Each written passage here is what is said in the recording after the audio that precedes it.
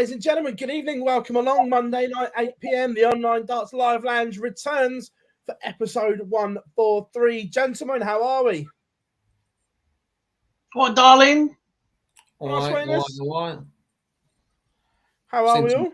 I've seen too much of you recently, Jack. And weirdly, not enough of you, Phil. I'm off then. Okay, see you Thursday. Not a chance. It's all good. First of all, good week. Yeah, long weekend, and we still got 2 more of them. That's what happens when you put 3 seniors qualifiers back to back. Yeah. Just 2 seniors qualifiers, thank you, but 3 other events. Same thing. It's like when they used to call UK Open qualifiers and Pro Tours. Same thing. Same but different. Yeah. Look, it has been manic. Plenty of darts on all codes, all sides of the water. Plenty to discuss. But first of all, let's jump straight into the chat room. Tommy, how we doing? ABM is in. Graham Jar is in watching. Good to have you on board, buddy. Craig Kieran, Cameron Owen, Ed Joe. How we all doing? How's MVG's mouth? No, it's getting there. Look, it still needs another op, but he's getting there. How we doing, Daniel? Tommy is in. Ryan, Zane, Puzzle Dan is in. There's loads in tonight. Looks good on your paper. How we doing? That's manic. Ricky, Stuart, as always. James, Michael. Hey, it's good, isn't it? Chat room is nice and busy already. Solid. Yeah. Right. First of all, we spoke last week about the rule as in regards to the taking the tour card away. Was it right that it was used straight away? Now, I've got some information on said rule. So this interview, fingers crossed, will be coming out tomorrow once we pick the headline and clip. However, I've taken a proportion out of it, which kind of clears this up, boys. I'll let you listen to it, and then you can discuss. Brutal. 31 cards available. There was an extra card became available.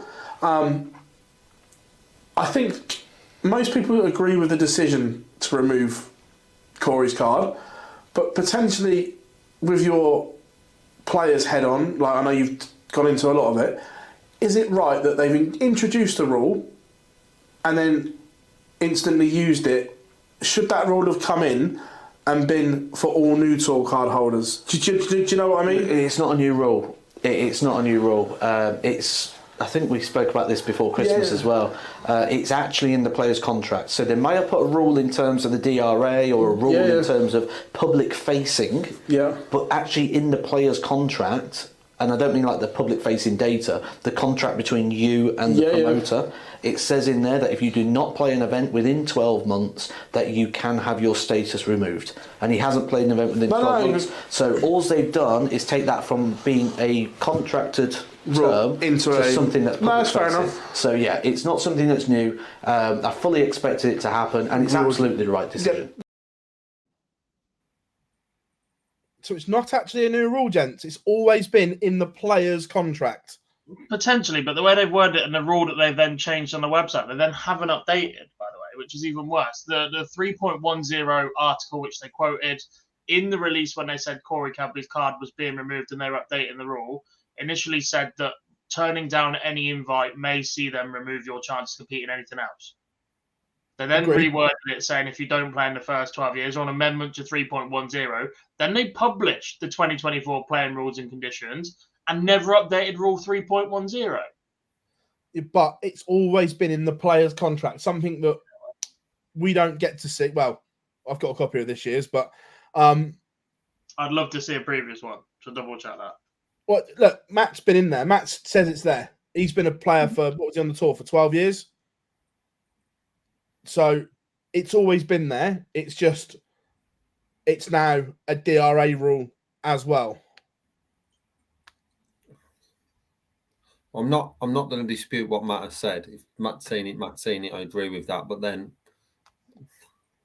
what the PDC should have stated is what they've done. They've enforced a rule that's in the player's contract, not we've amended a rule on our own rules that we publish to you lot, and then not update that rule in the published updated rules. They're still making a rod for their own back here, whatever happens. Yeah, but the player's contract never normally sees the light of day, which is probably why I'm guessing they haven't referenced it before, because it's not something that the general public would ever see. They still don't need to. World Championships at the same year before last year, but it still exists and they can bring it out whenever they want to. They're just very selective in how they've approached this, and I think they've got it wrong. And look, as I said last week, and I still reiterate the point, getting that tour card back is a positive for darts. Corey Cadby is not using it, had no intention of using it, and as we dropped on the show last week, has no ability of using it, if not the long-term future, right? He's not allowed to play webcam from inside HMP, whatever they want to call it, over there, right? He's just not. So he's got no way of using that tour card. So getting that tour card back is absolutely the right result. But as I said, the way they've gone about it, especially the way they've gone about it publicly, is wrong. If you want to quote that rule in the players' contracts, then fine, but quote that rule in the players' contracts. Don't spin the public a different line about updating a rule in your terms in your playing rules for the year and then not update the rule. Because it looks even more daft. Yeah, but out of all them, Rule 1 still exists, so it doesn't matter. It's not actually written as Rule 1, is it? It might be in the player's contract as we haven't seen it. But mind you, I did send you boys a bit of it the other day, didn't I? Yeah, I just think again, I think we're all going to stick to the point, which is correct to do so in regards to its right to remove. And it's even more right if it is in the contract, but just state that in your statement that we've removed him because of this, not try and hide it within between we've set a new rule. He's not coming back, is he? It's sorted now. Let's move on. Yeah, it is sorted, but I think now's the time to have a frank conversation about the other two. Perez is still looking to sort his visa. We heard that over the Bahrain Masters. Dan Dawson said that. The other one we need a frank conversation right now about is Adrian Lewis. But he's played in something within the 12 months. It's also the first year. So if you're playing someone in your first year, you can't remove it until you drop off the rankings regardless. That was the update in the terms and conditions or in the rules, in the published playing rules. But as we've spoken about before the show, literally today, he's off doing exhibitions or appearances at the same time as PDC events. There doesn't seem to be any drive from him to go back and play. It's just been, I'm not sure yet. I'll leave the door open in case I want to. At what point does it become a hopeless task of trying to save the tour card for the future because he's just simply defending too much? If it gets to the match play, then him playing, he might qualify for a Worlds and keep it out of absolutely nowhere. But is he denying somebody else an opportunity at this point? And is he getting let off a bit here compared to others because he's a two-time world champion and has quite a large fan base? There's a couple of answers in that. The second one, absolutely, he has got more leeway because of who he is. And I don't think they would take it off him because of who he is. Is he denying someone the opportunity? Yeah. But my gut is that Adrian Lewis will not use his tour card at all this year. Yeah. That's my gut. I'm thinking the same because I think if we were going to see Adrian Lewis or there was, it's been about a 10 to 15% chance we see him play from when he said, not out of nowhere, but he decided he wasn't going to use his tour card and he was taking a step back from the sport for a while. I thought if we'd seen him at the World Championship qualifier, there was an outside chance. There's still a one-off. The prize money's still there to tempt people. You have a crack at it. You go and get yourself up on stage. You're 20 grand better off, and you might ignite that spark in yourself. But if not, you've still gone to work. The fact he's not doing that, but everything else, I'm just a bit... And for me, it's tarnishing himself a bit as well. If he'd gone, right, I don't want this at the moment. I'm not in the right position for it. I'm not in the right frame of mind for this at the minute. I'm still chasing a level, but actually I might want it in the future. Here's my tour card, and if I do want to have a crack at it, I'll go back to Q School, I'll go down the proper routes, and I'll go and chase it properly from the ground upwards, like as much as we didn't like him when he made the comeback, Raymond van Barneveld did. He's gone about it properly, retired. He didn't want to play darts. All right. No, right. The reasons to come back for Barney were different. Well, he did, didn't he? I'm going to add something to this. Financial reasons. Right, when you talk to Barney, he regrets handing his tour card back. He wishes he'd have done what others have done in this situation, kept it, and then come back if he chose to. Because But Barney played the full year and then decided to step away. Lewis stepped away midway through a season and is now in a very unlikely position to keep it. If Barney had carried on playing... But what I'm saying is, if he'd have kept his tour card and not handed it back, when he then decided to return, he would have still been in the top 64, so wouldn't have needed to go to Q school. Yeah.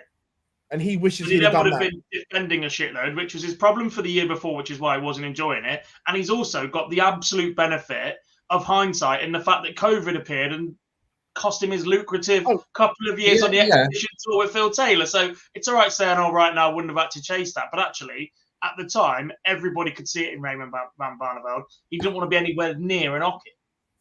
But you say there in hindsight, Barney's saying that. But then I would then say from a Lewis perspective, is looking at people who have done a similar route and learning from that experience that in 6 months' time, if he wants to play, he's still got that opportunity to do so. I do think it's different with Adrian Lewis because of Lewis, of who he is and what he's done for the sport and being two-time world champion. It's different to someone dead in the tide and not playing at all for whatever reason.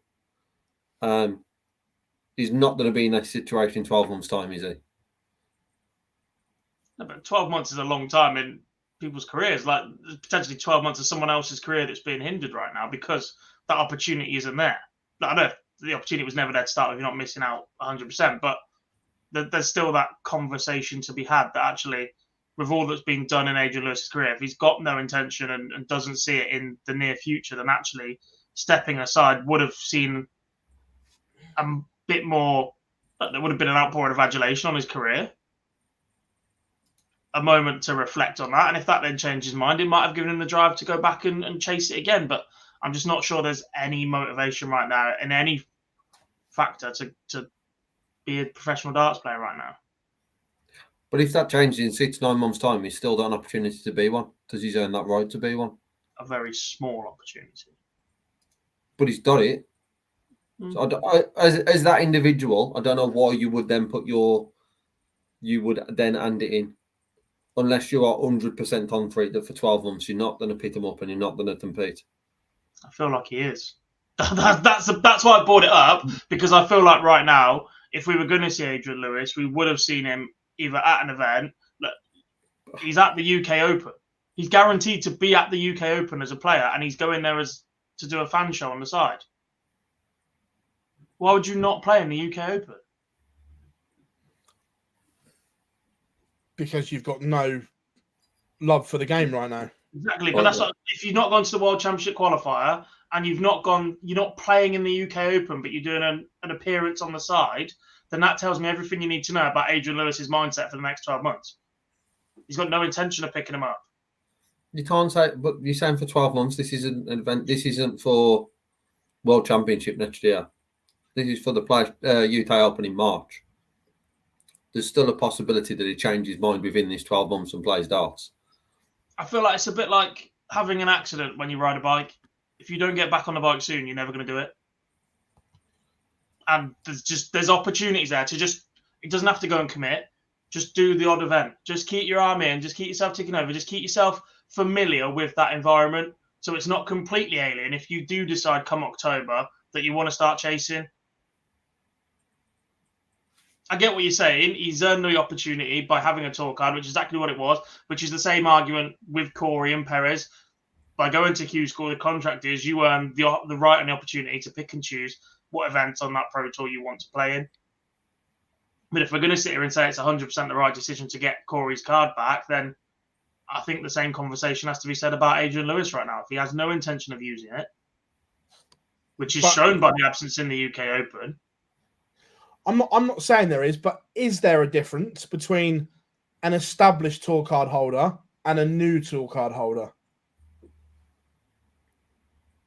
Yes. Not really. There's a difference between the fact that Adrian Lewis is a former two-time world champion, and if the PDC take his card off him, it creates a social media backlash. How dare they do that to somebody who's done so much in the game? If this is a player outside of their former top 16 darlings that we know they love and adore, if this is a Mervyn King that is not playing and is ranked 50th in the world, then they make a completely different conversation. But because it's Adrian Lewis, a former two-time world champion, who's been Premier League player, who's been their pin-up boy, who went toe-to-toe with Taylor and whatever else that came along with that, I don't think they're prepared to make the difficult decision.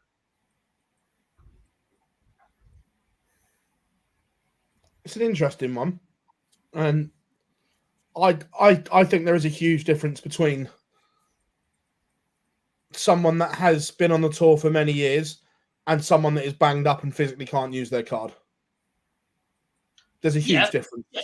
Corey being in prison is the extreme of that. But if somebody new this year gets a tour card and then doesn't use it because they've got a tour card but can't get a visa to get in the country or whatever else, there's a difference in that as well. For me, the experienced player should know better. They should be the ones going, right, you know what, I've had enough, I've had my time. The newbie still has that hope to chase. If anything, we should be giving the newbie more leeway, and we're doing it the opposite way around. No, the fact though that we've got a player room for whatever reason isn't playing. For your point, Dob, if I'm right in saying, you are saying take it off him unless he's willing to commit to some events. We are then potentially forcing a player to play who isn't potentially in the right mindset to go and do that, which it's difficult because I'm not saying like they can go and strip it, but I genuinely think there should be conversations open, right? The same way that I think the Cadbury situation should have been approached. Like, I know that he gets one phone call a day, so it's not easy, but that should have been a conversation. I'm right, Corey, you're not going to use this. Let's do this amicably. We can get a message out via your channels or through previous management or whatever else saying, guys, unfortunately, I'm not in a position to use my card. Corey could have spun the narrative however he wanted from his side. They could have made it look nice and go, I'm going to give my card back. I tried, whatever, but I'm just not in a position to use it. I might be back in the future. Right, end of story. Doesn't come out the way it has. It doesn't get all the suspicion around it for the last 9 months. End of story, right? They could have the same conversation with Brady Lewis, who's gone last year, announced that whatever, that he's not playing for anything, and now he goes, actually, I've had a think, I've sat on it for 9 months, I've not played, I'm not missing it, I hadn't go to the World Championship qualifier, the UK Open's coming up, and I'd rather sit there and do the fan zone. It's not for me at the moment, so I'm going to give my card back and give someone else a chance, but I might get the hunger for it in the future. And let them tell their own story, not sit there, waste it, and now we're sat here, and we will be later on in the year, so no point, no doubt, discussing Adrian Lewis and a tour card. I know I brought it up, but there will be others out there that will have the same conversation as the year goes on. And why isn't AD Lewis back? Because he gets that adulation and he gets that. There's that twinkle in people's eye around Adrian Lewis because in full flow, he is one of the greatest we've ever seen. He is one of the most watchable dart players of all time. He plays at a great pace. He's got a flamboyance about him. He's got an arrogance about him. He makes the game look ridiculously simple at times. The blind 180, he's a maverick in that regard. He's done it all, though. He speaks his mind. Like, he's done it, and he gets he's got a big fan base because of that.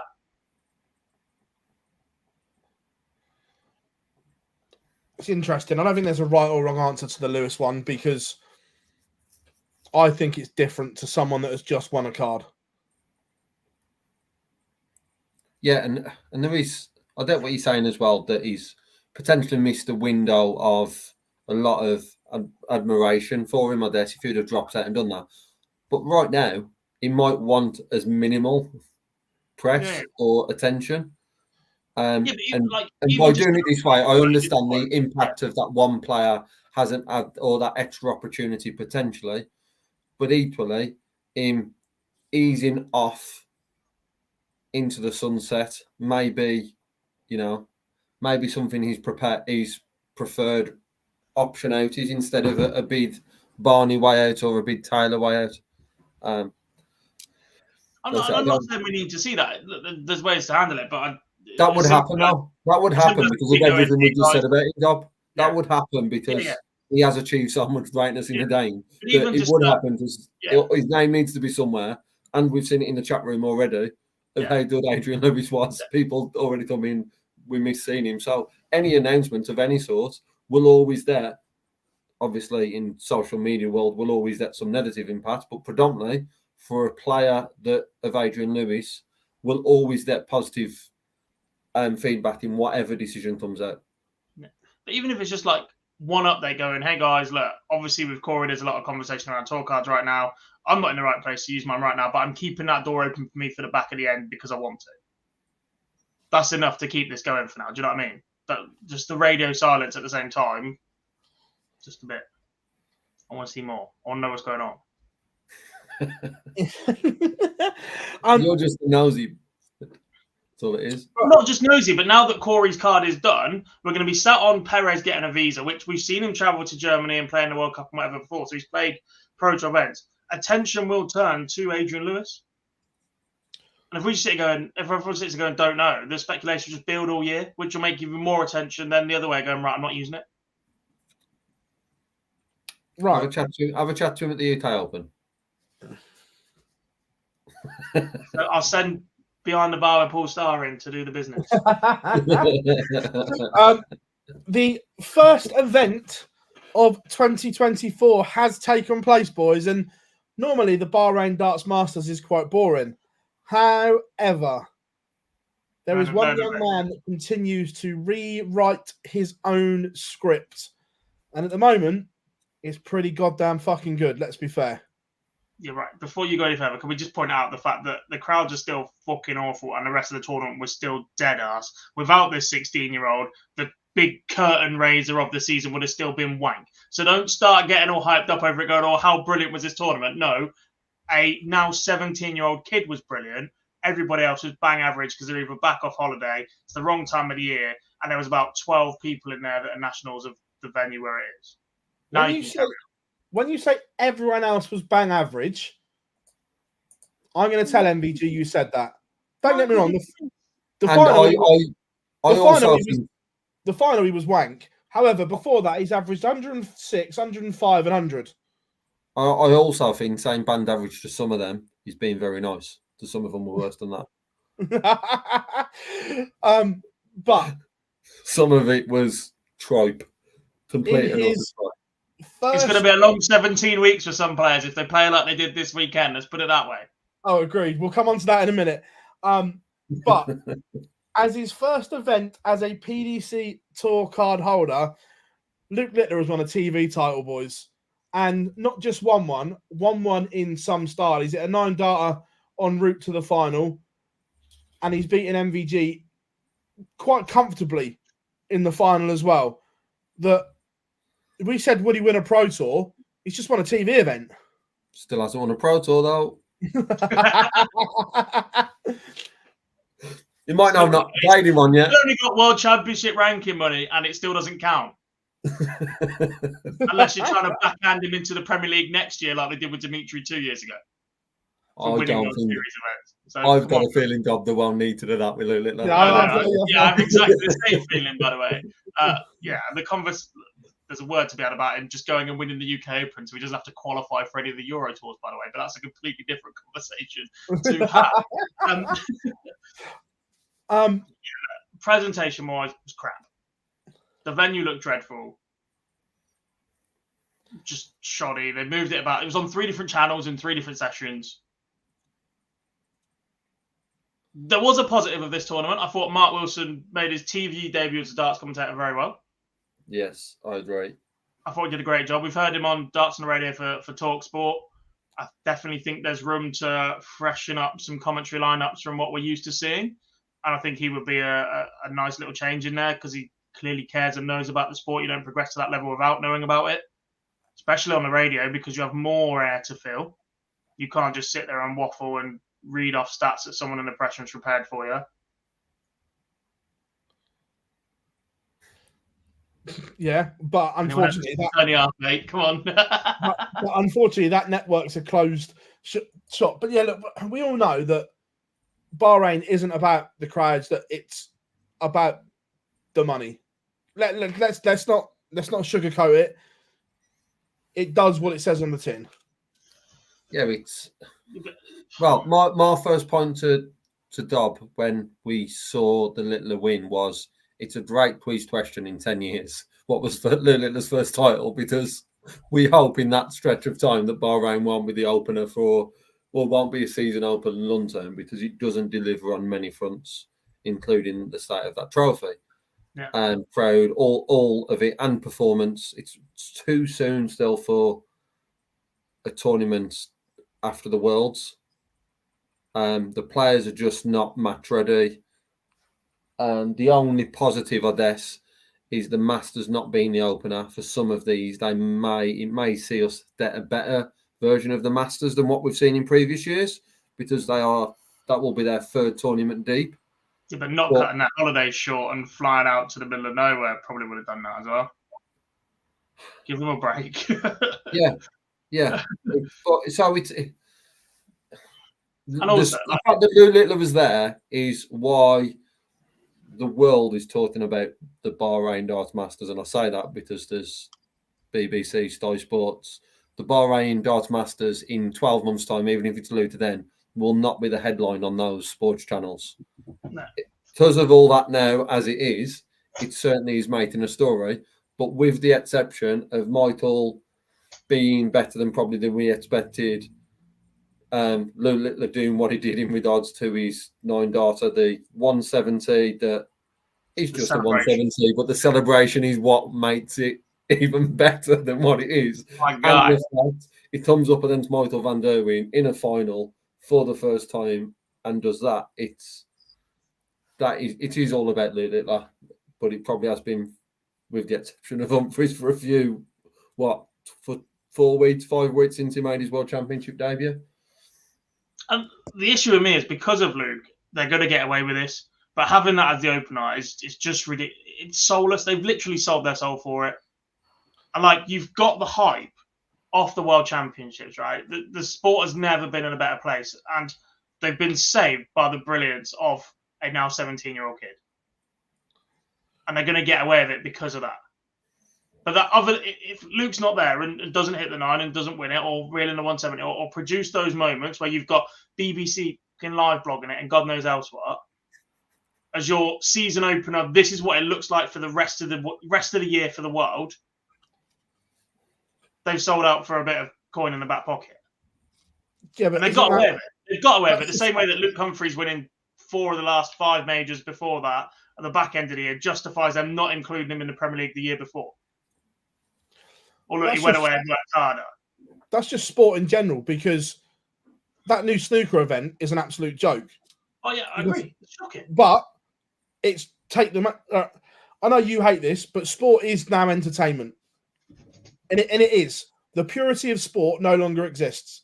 It is about entertainment, and any organisation will now sell whatever they can to enhance the product.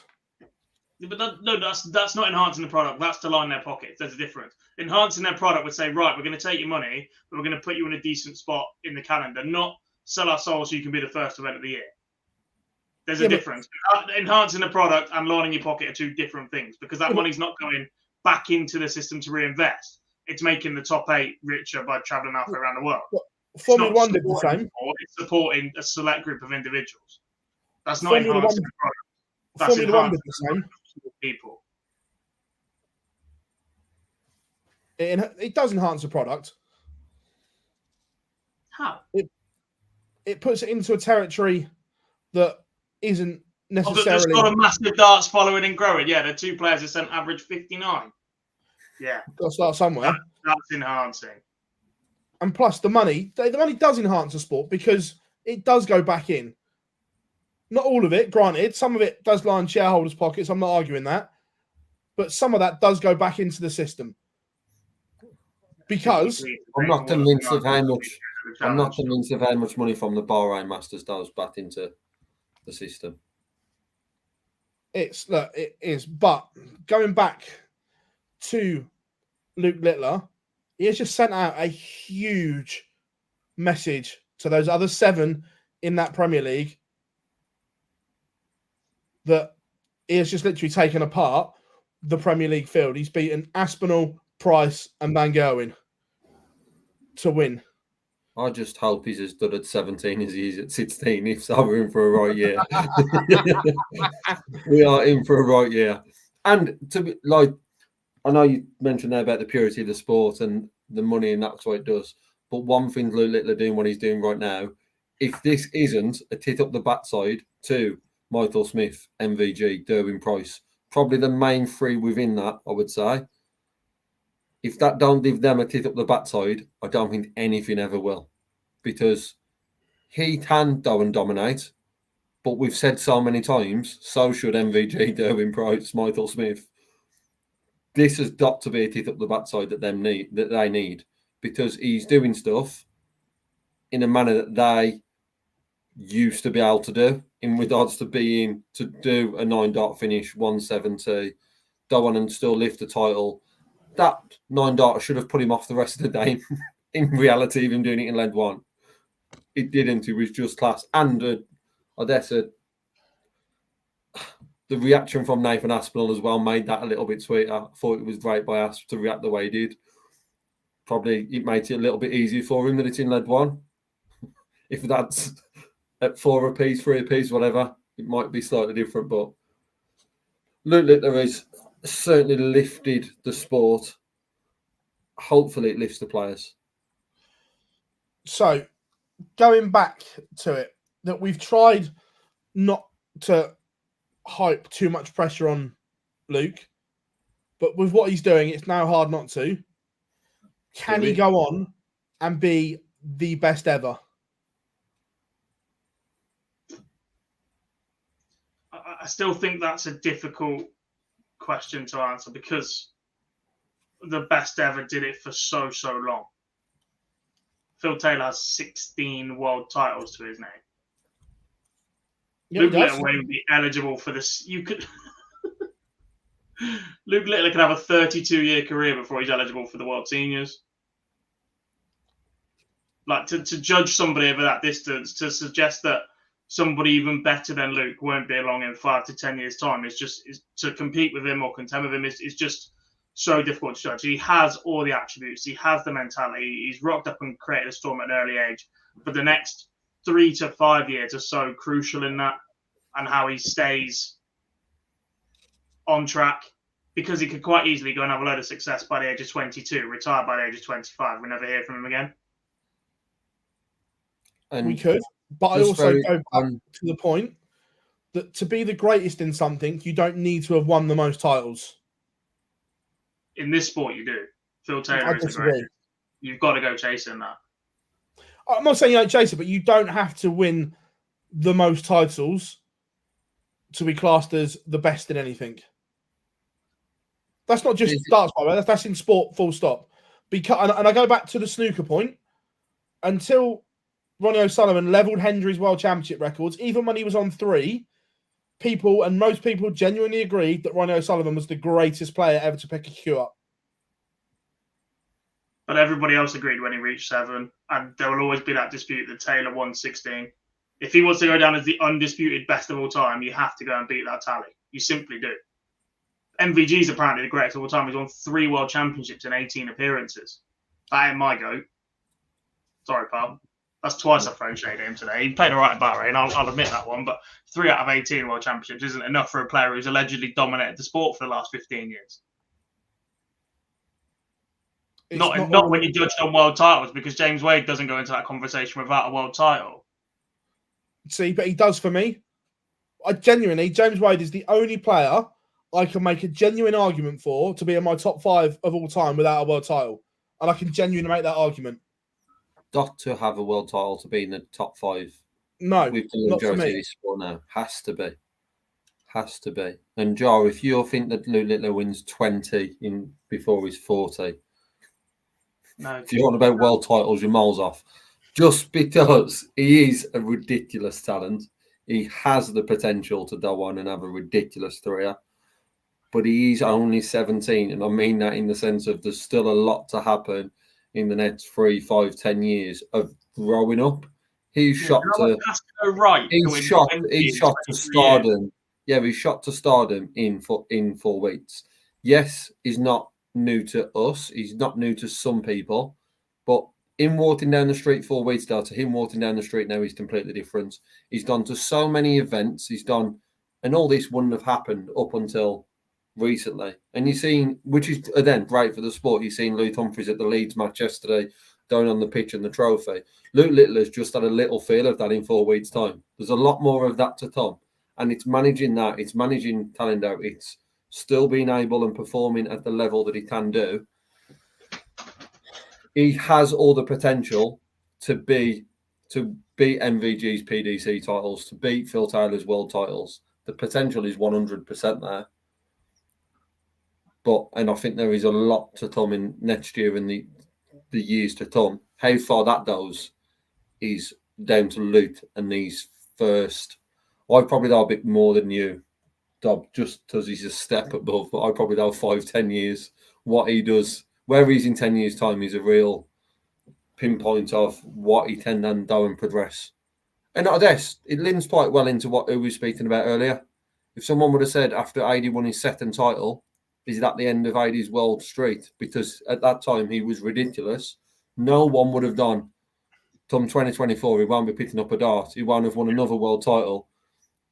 It wouldn't have happened. So it's that. They'll have less majors than Peter Wright, who at that point, yeah, people had seen him playing a BDO with Mervyn King as a pairs partner 15 years before. Like, yeah. That's the one thing that for me to sports sit can here and follow. say, yeah, there's so much that has to go right for Luke to be the best of all time. Look, he's perfectly equipped to do so at his age and his ability and what we're seeing from him so far. The attributes he's got, the scoring power, the counting, the mentality that we've seen so far. But all it takes is one little thing to go wrong, and we're talking about him being the complete opposite end of the scale. And not the new Corey Cadby, but where did it go wrong? Like, it's such a fine tightrope for the next 5 to 10 years for Luke Littler. I guess shorter term, by the age of being 21, do I think he lifts the world title? Yes.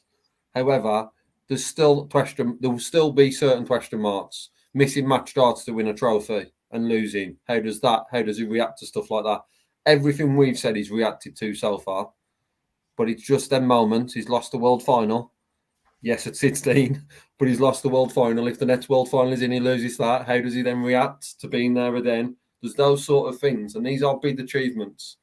But there's still going to be those moments where we say, "Oh, he's dropped in form. Is that it? Have we seen the best of Luke already?"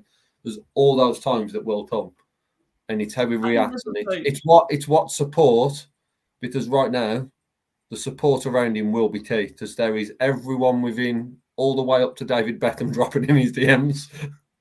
So if all them people are contacting him, it's just making sure that, like I says, he's at the right mindset, he's doing the right things, and as well as all that, he's also living his life away from the dartboard and in managing everything correctly. And I'm sure his family and his management are making sure he does that.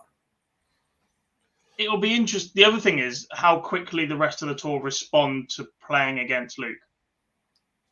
Because at the weekend, it seemed a bit like there was almost not too much respect given, but it's very difficult to go and play your natural aggressive game if you're somebody like Gerwyn Price, who has the love-hate relationship that he does with a fan base that he does, and then scream in a 16-year-old kid's face. I think we saw a little bit of that when we've seen Fallon in TV appearances until people are comfortable with playing Fallon. When Fallon, Lisa, Dieter, Mikura are all making PDC televised debuts, I think there's an element of people being a little bit standoffish because it's so easy to rub a fan base up the wrong way. And I think we saw a little bit of that this weekend. We saw Gezi give one bit of a roar, but actually towards the back end of the match, he looked a little bit exasperated. He didn't seem like he really, A, got going himself in his own performance, but B, had that bit between his teeth to really grind out a result or try and play any sort of try and be a bit more aggressive on the hockey that we're used to seeing from him.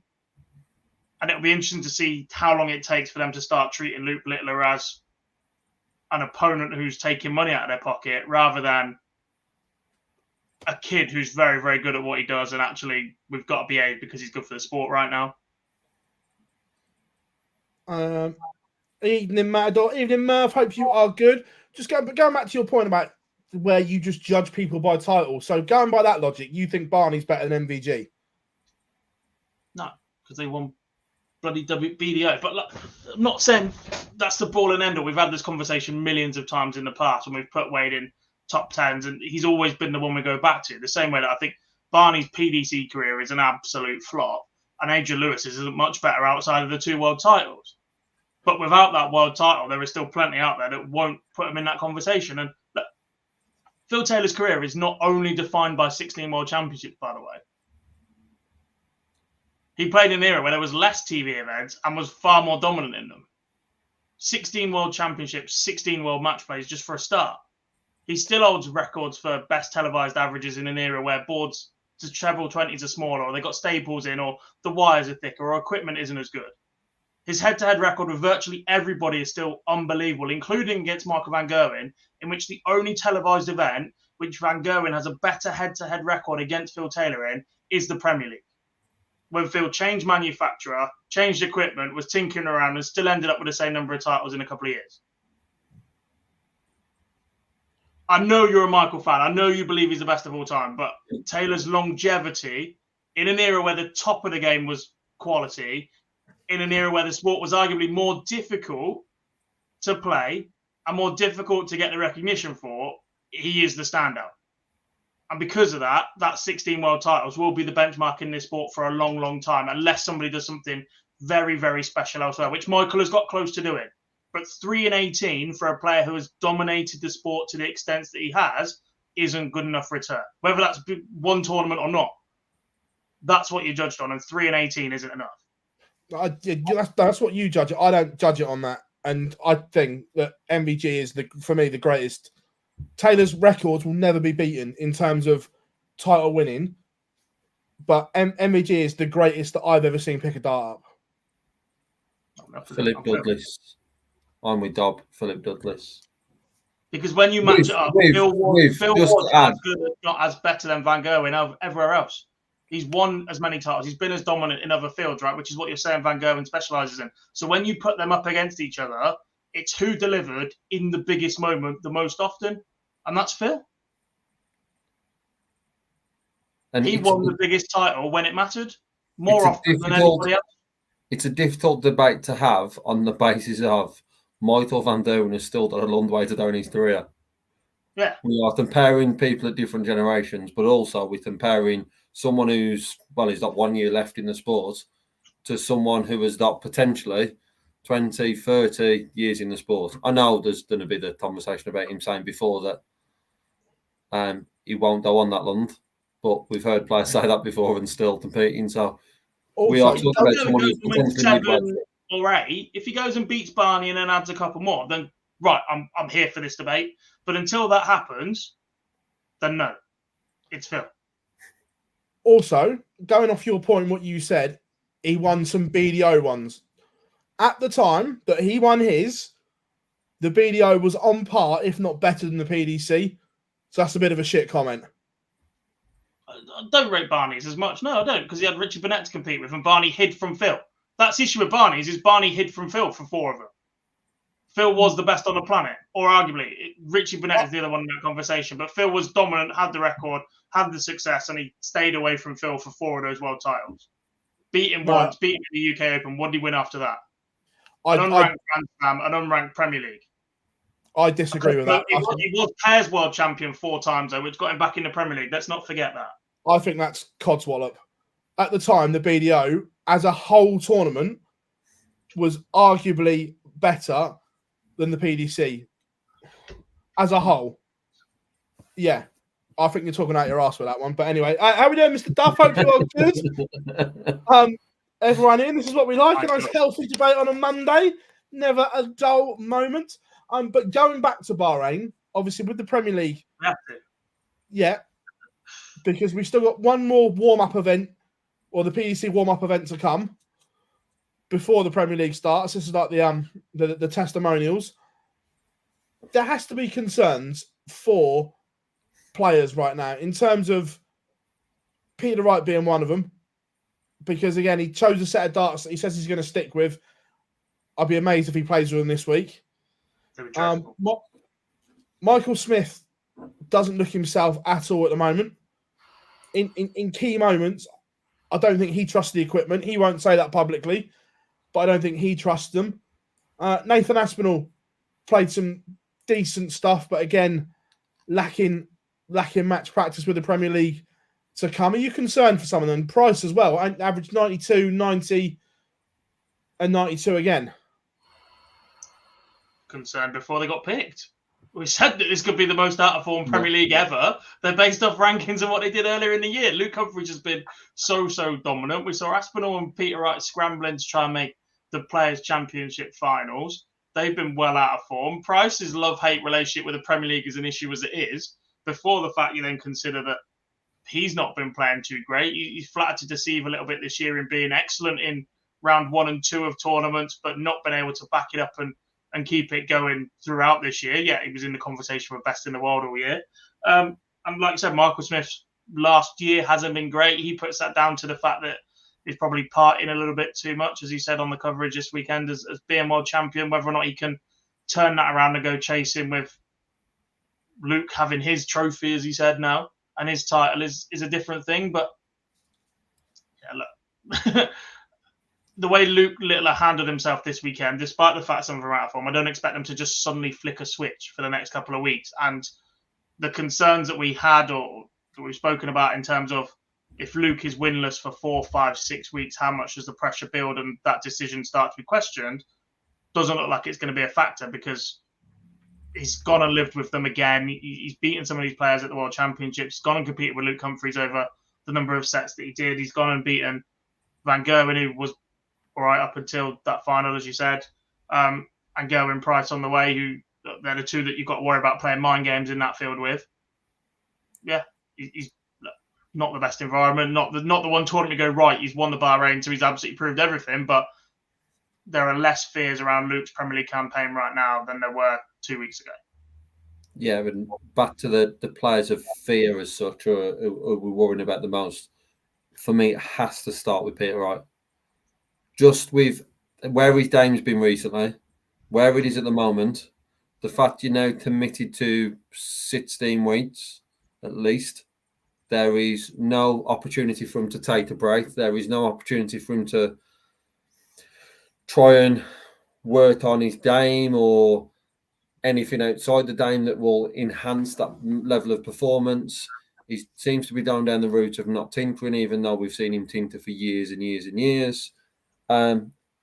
Peter Wright is the biggest worry for 16 weeks of Premier League action, without a doubt. I get your point, Dob, around Price's love-hate relationship, but still Price's B game is ridiculously higher than where Peter Wright's is. He's the massive concern going into the Premier League. And that's obviously we've still got the Masters and the Toto event before then, but Peter Wright, there is a huge concern.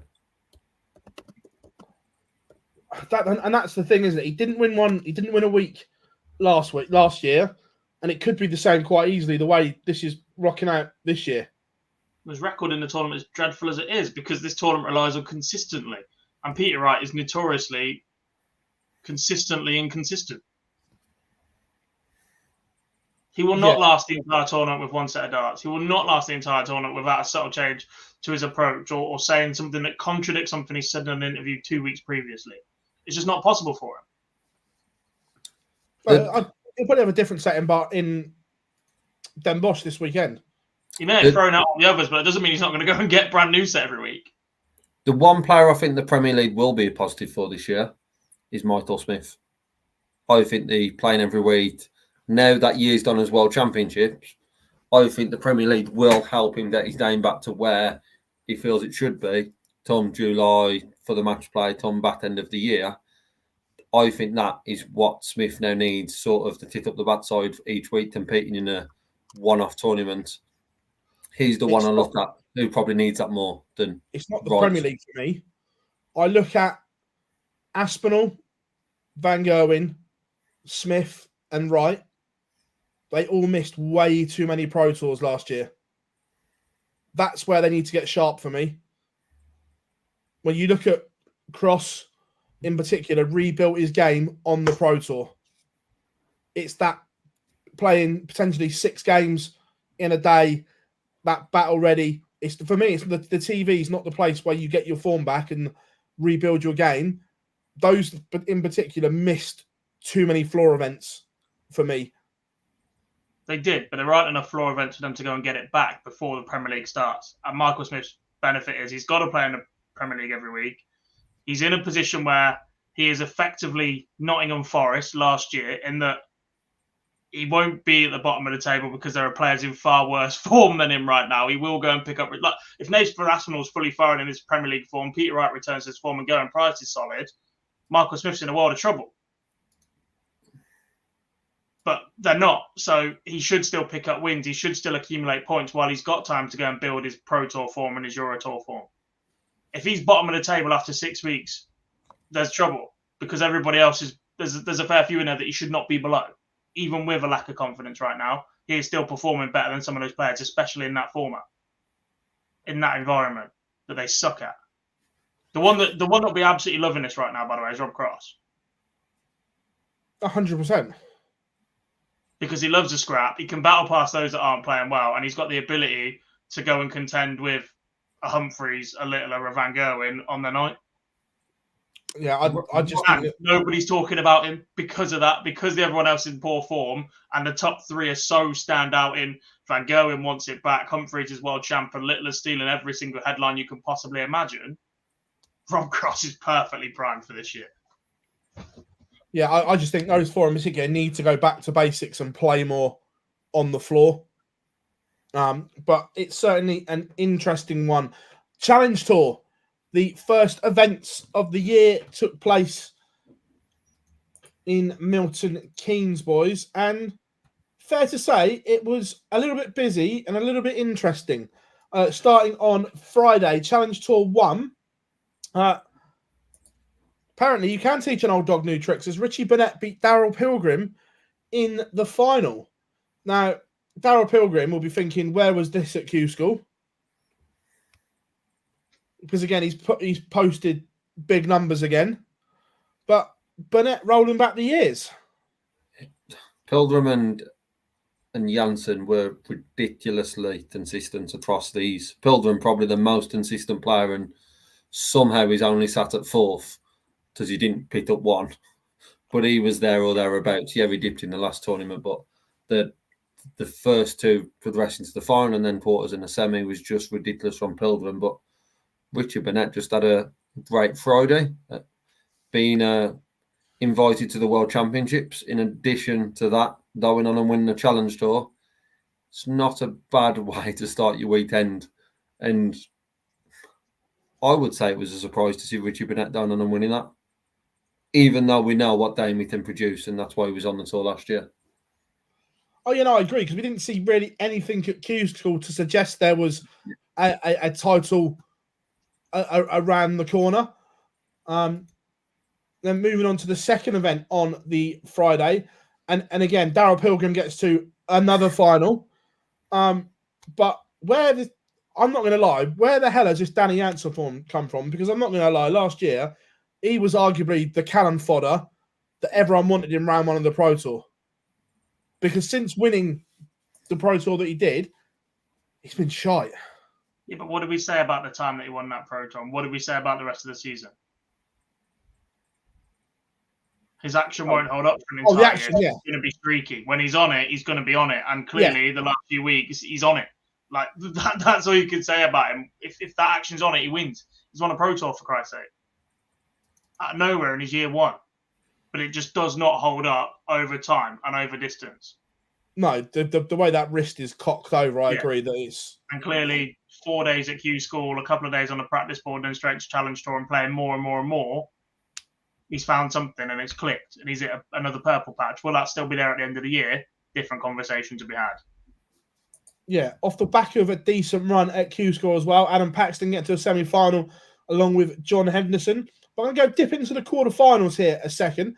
Devin Peterson getting to a quarterfinal, somewhat of a surprise, because, again, he's not kind of threatened that either. Look, he's lost with a 77. It's not vintage Devin, but he's got something to build on by getting to that quarterfinal. I think that's what we spoke about with Devin, the back end of his Pro Tour time. It was getting back to playing and winning games at whatever level that may be.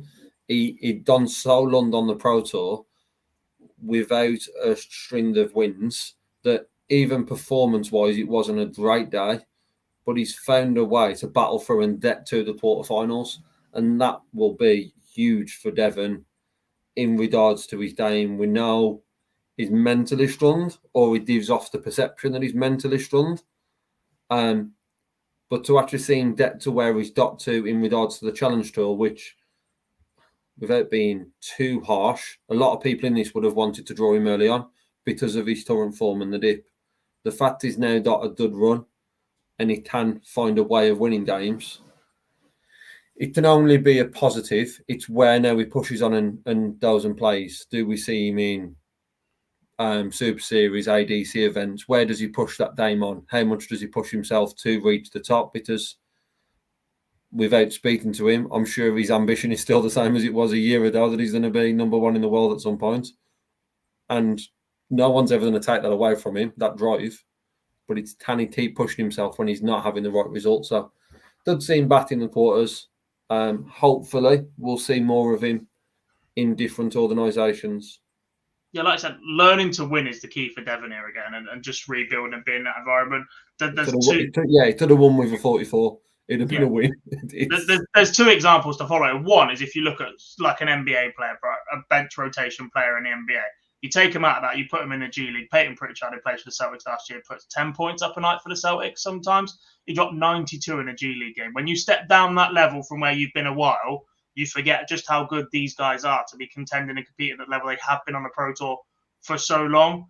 And if you want to dart an example, then you look at Jelle Klassen, who I think has had an incredibly similar couple of years to what Devon Peterson is about to go through. Devon Peterson struggled with his action. We saw that with Jelle. He hit an incredible peak. We've seen that with Jelle in the PDC. He's still chasing that. We're going to see him drop down. He's going to drop and learn to win again, rebuild that action, get comfortable with it, and start chasing. And Jelle's just got his tour card back. There's positives to follow in those footsteps. There is, but I go back to Jelle rebuilt his action because he knew it was wrong. Devon overcoached it. Exactly, and look, we've always said from even when he was playing well, the action worried us because it could break down, and that's still my worry is the action with Devon. No matter how, I think because his downfall was coaching, I also think coaching could be his upturn because he understands the biomechanics of his throw better than 99% of players on tour because he's analysed it so often. Whether that's over-analysis, a bit like we've seen with Glenn Doran, is a different matter. But because he's got there with coaching, I think he can get back there with coaching or analysis as long as he doesn't overdo it. Challenge Tour number 3, we've got a super Swede, and it's Oskar Lakaziak. This hasn't been a surprise that someone from Scandinavia is now coming over and doing it. We've seen Andreas Harrison at the Super Series be superb. We've seen Anton Östlund. We're seeing Lakaziak and things like that. So this is not a surprise that neck of the woods is now producing very good players. Nordic and Baltic Tour has been doing it for a while. You look at the Finnish lads, the Danish lads. They've got Euro Tour, World Series now over there as well. Like they've built the natural progression. They've laid it out. They've had a good system there. It's probably not been as well documented or publicised as perhaps we've seen with the CDC or the DPA or the DPNZ, but they've been quietly going about their business, producing players for Euro Tours over and over again, which is a big step up from producing players that are ready for a World Series. That's a one-off, right? Go and see what you can do in front of a home crowd. And it's absolutely no surprise to see these guys going and doing it. We've seen it at Pro Tour level, we're seeing it at Dev Tour level, and they're going to keep building. And I guess, in addition to that, it was part of the world that were struggled through the COVID era in regards to the PDC events, not having the Euro Tours, not having the invites for them. So it was always going to be a slow sort of process to get on back to challenging for titles. But you just feel like it'll be more and more, whether that be Super Series, whether that be Euro Tours, whether that be on Challenge Tours, that is only going to continue to grow. Yeah, no, 100%. It's definitely a region. The only problem is with the rule changes that these players now aren't going to get opportunities on Euro Tours and things like that. Yeah, but I guess the opportunities they have is Super Series, is key, and we've seen on BT. There's still some there, and the fact they're coming out to play in the Challenge Tour and the number of players that are coming out to play in the Challenge Tour is certainly a positive. Yeah, Challenge Tour number 4, Stefan Belmont winning, the Swiss star winning 5-0 in the final. But it's nice to see a Hungarian in Paul Sedley, if you pronounce his name, getting to the final again. A bit of a statement that Eastern European is again coming to the forefront. Yeah, we saw what is his name? We've seen a couple of Hungarians, like Janos Vargas and whatever. Who was the one that won Patrick Kovacs? Kovacs win the WDF online lockdown singles. It's another area that is one worth keeping an eye on for the next couple of years. A lot of Europe nations are popping up with the odd players. How we've got an Italian tour card holder, for Christ's sake. Like, we're going to see a lot more diversity over the next couple of years. The world has never been more open. Travel is possible. You're going to see more and more people commit to it, especially with more and more opportunities being shown there. We're going to see this more and more. Shout out, by the way, to Aidan Kirk in a semi-final. Yeah, well, we're going to come to him when we talk about the rankings in a minute. But again, Daryl Pilgrim getting to another semi-final. It's the story of his weekend. But the final Challenge Tour was won by Aidan Kirk. Again, and this is kind of the resurgence of Aidan Kirk that burst onto the scene that UK Open, beating Phill Taylor famously when he had hair. Not so much anymore. Aidan or Phill, they're both similar. But again, beating Danny Jansen in the final. Again, good to see Kirk getting back to somewhere where he probably deserves to be. I think where we believe his potential should have taken him towards is probably that UK Open run is what is the highlight, but there was still a lot of other good stuff from Perth around that time. But the manner and the players he's beat to go on and win that title on Sunday, Scott Mitchell, Donna Stewart, Andy Hamilton, Palasia, Janssen, who's in ridiculous form. The names made it even more impressive than him just going on to win a title. And anyone who won this weekend puts them in a very, very strong position with the likes of Luis Perez and plus Premier League players dropping out of Pro Tours. It certainly puts them in a strong position going into the year. Yeah, it's just good to see from a personal point of view as well. I've known Adam for a number of years, living in Nottingham as well alongside him. It just genuinely looks like he's settled in his own life. And I think that's allowed him to go and play good darts as well. Like, he's been up and down with different county teams and Super League sides and travelling about a bit for the last couple of years. He was the beneficiary of when Dean Reynolds turned down his tour card via the Dev Tour a couple of years ago. That was the last time we've really seen Aidan have a crack at this level. And I just think maybe that one experience with Phill Taylor meant the expectation levels were a bit higher than perhaps where his game was at that point. But he's got the action, he's got the ability to go and compete. And if he keeps that up for the rest of the year, it'll be interesting to see what happens through the Challenge Tour rankings if we can see him sneaking in anywhere else. Yeah, evening, Patrick. Hope you are good, mate.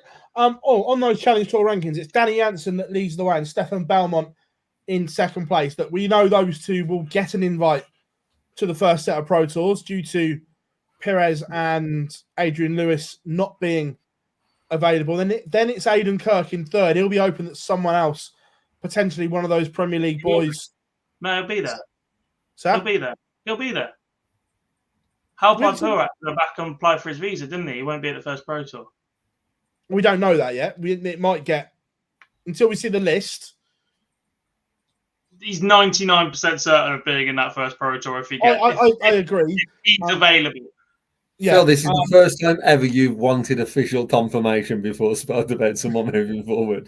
The first time ever in. The thing is, it's the visa situation that we just don't know how. That's the problem. It could take 2 weeks. It could take 4 months. There's just once your If you're paperwork him goes in. and you've seen Corey, would you stick around for the first Pro Tour's February, isn't it? It's a long that's what I time mean. to commit to when you can get the ball rolling. But actually, if you stick around and play the first weekend and then disappear and go and apply for it, they can't take your card off you for 2 years. The problem is though, there's back-to-back Pro Tours weekends or Monday, Tuesdays, 2 weeks in a row. If you just play the first two and disappear, that's all I'm saying. Is he sticks around, plays one, and then his card is safe until the end of 2025. There you go. Cheers, he's already in. Told you. You didn't know that one. No, but he's in, isn't he? Well, Well, that logic, Pilgrim should be there, Lacazette maybe, and Richie Burnett back on the Pro Tour straight away, a couple of weeks ahead of the World Seniors Darts Championship after winning the Challenge Tour. Should be very interesting.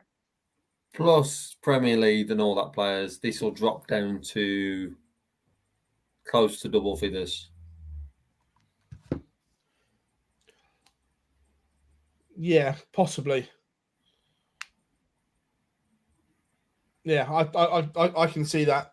But again, just something that we touched on after our Q School coverage, that Daryl Pilgrim's currently sat in fourth. Is this the best way for him to get his card? So he eliminates that pressure of Q School. Go and do it the way that the others have. David Evans in the past, Owen Bates. Go and do it that way and get it done. 100%. The response and the consistency we've seen from this weekend proves that Q School isn't for him. Yeah. But this environment might well be. Yeah. Yeah, because I genuinely believe once he's on tour, he's going to be hard to knock off and he'll be all right. But it's just getting that card in the first place. And the last couple of years, perhaps his game hasn't been ready, but the last year on the Super Series has meant everybody was aware of the levels that Daryl Pilgrim can produce. Plus his appearances on the Pro Tour for the last 2 years. He made one appearance in 2022 in which he averaged 99 or something and then sat top of the rankings for the entire year on terms of average for the year in that one event that was constantly brought up by the likes of Dan Dorsey going, a statistical anomaly here. He's played one game, lost it, his average sits this high. It's not a reflection of everybody else. You can't say he was number one on the rankings all the way through. Last year, a couple of appearances, had those 2 record averages at the Super Series, including the 9 Dara. But even then, when we've seen him return for things like Champions Week, I think you can see the pressure on him a little bit there in that the expectation level on him is so high because of the level we've seen him produce. The minute Luke Littler didn't qualify for Series 5 Champions Week, Daryl Pilgrim was favourite like that. He was installed straight away. Everyone's going, Pilgrim wins it, Pilgrim returns. The level we saw against that Scott Taylor game, Pilgrim wins it. He didn't make Saturday. I thought he made Saturday and then lost in the semi-final. Lose to Jim or Moreno. I think he lost to Jim, off the top of my head. But yeah, so the first challenge tour, and we now know the standby list for those first Pro Tours. World Seniors, God, busy weekend. First of all, we have 2 new qualifiers for the Tavern.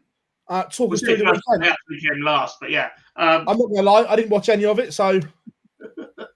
I mean, 5 events a weekend instead of just the 3. In previous years, the qualifiers have been ranked, which come with a couple of issues of players that were already qualified having to play them to start looking towards qualifying for the next event. So that has now changed. So there's 3 ranking events, 2 on the Friday, 1 on the Saturday morning, then a Saturday night qualifier and a Sunday qualifier. Martin Turner winning the first qualifier on Saturday night. Probably didn't play that great in the first 3 ranking events. Was one of the seeds that was finding a way to, not to go out early, but was consistent without being exceptional. But Saturday night, I think he timed his run really well. He took his chances and opportunities. He was incredibly consistent. I think he flicked a switch when he realised that actually, after 3.5 events, a lot of people were perhaps not used to being in that environment and playing for that long. So I think he outlasted a lot of people as well as outplayed a lot of people. A player that's been to virtually every single seniors floor event, has been up there in the rankings in the top 10 for a long, long time without challenging the top 2 or 3. And he's gone and done it outright weekend 1. So very popular winner amongst the other players and on the tour as well. I think that might give people that he travels with, the likes of Darren Johnson and Mark Lawrence, the kick up the backside to go and chase it and go, right, I want to be there with you. Was really good. Jim Long winning the second qualifier, I don't think is a surprise to many people. We've seen him in Newbury twice before, just the ranking events. He's travelled over, played those weekends before he's made appearances in the World Seniors, in the Moda Super Series, winning the fifth event. Look, Jim's in great shape. Probably is more used to playing multiple events over 3 days than anybody else in that room because of the way that American tournaments are set up. We'll no doubt talk about that shortly as well. We've seen him. He's very, very capable when he gets going, and his finishing in that room is something to behold because he's very, very good. He's very clinical. He's perhaps not the biggest scorer in the room, but his clutch finishing, where he's had those experiences, where he's been one of the top guys in the room. I've got 4 more to come out right and 2 more from the Order of Merit. Paul Hogan is looking pretty solid for a World Championship debut. We've seen him at the match play twice. Comfortably number 1 on the Order of Merit, trailing by Mike Huntley. 2 other winners were Derek Coulson, threatening this for a long time, been quite big on Derek's chances of winning the tournament. I told him last year he'd go and win one. That same day he made the final. Didn't quite go for him in that final, but his scoring power is incredible. There aren't many players in that room that walk up to you and go, I've just hit a 9 in practice, but it doesn't really count because it was only in practice, and shrug it off. But he's got that ability in him. So he won't thank me for saying that if he's listening either, but he does have that ability in him. One of the nicest guys in the room as well, thoroughly deserved. And Wayne Davies picking up the other title. He's just been super consistent of late.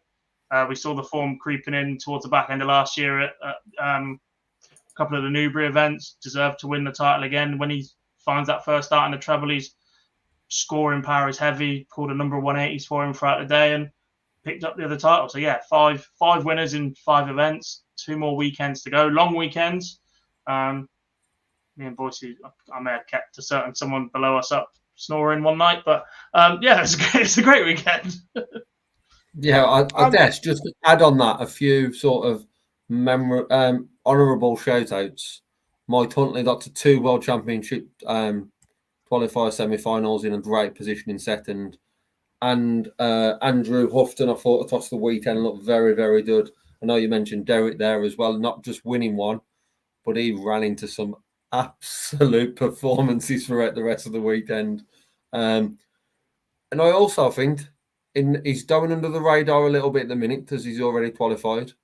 But Richie's still looking good. Coming into a TV event, Richie's not making the finals that we've probably seen before, and there's a lot of pressure to us of the amount he has. But Richie Howson is certainly going to be one to watch at the World Championships. But as you said, Dob, 2 weekends to come, more players to come back because of the Challenge Tour happening on the same weekend. So I think we are teed up for 2 great weekends, and even more so that second one, the final weekend, that is going to throw up a lot of drama because of the ranking list, because of the qualifiers. I think that will throw up all sorts of drama going into the World Championships. When is the draw? Someone's just asked in the chat room. Pass. Waiting to be confirmed. Fair enough. I was just asking that was all. Genuinely don't know the answer to that. If I did, I'd say, but yeah, no idea. In the past, it's been the Sunday after the final qualifier, but yeah, it's not been confirmed yet. Also, the last 2 invites were announced, Gob. Yeah, they were.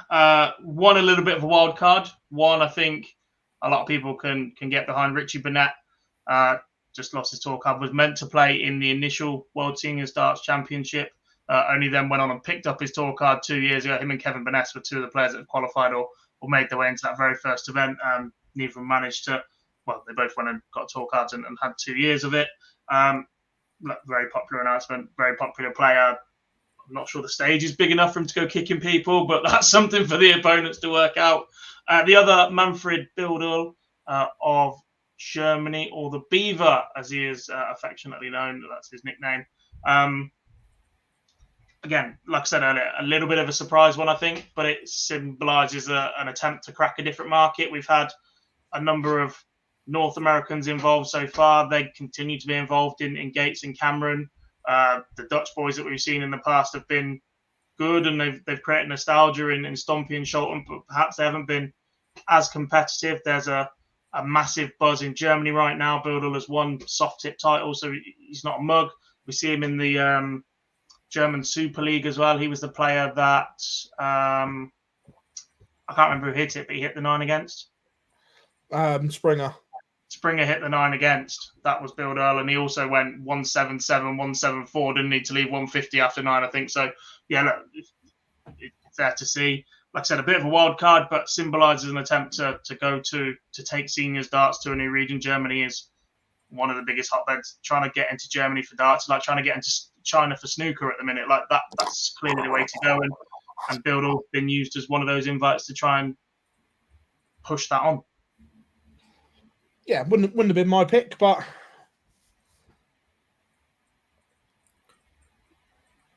there we have it.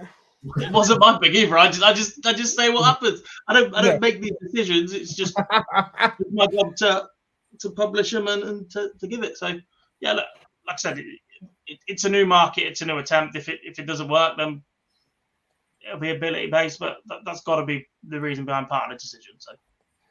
And I guess with a new tour which has invitations, we've justified these sort of decisions for the PDC and the World Series for the last couple of years. So it's the same thing.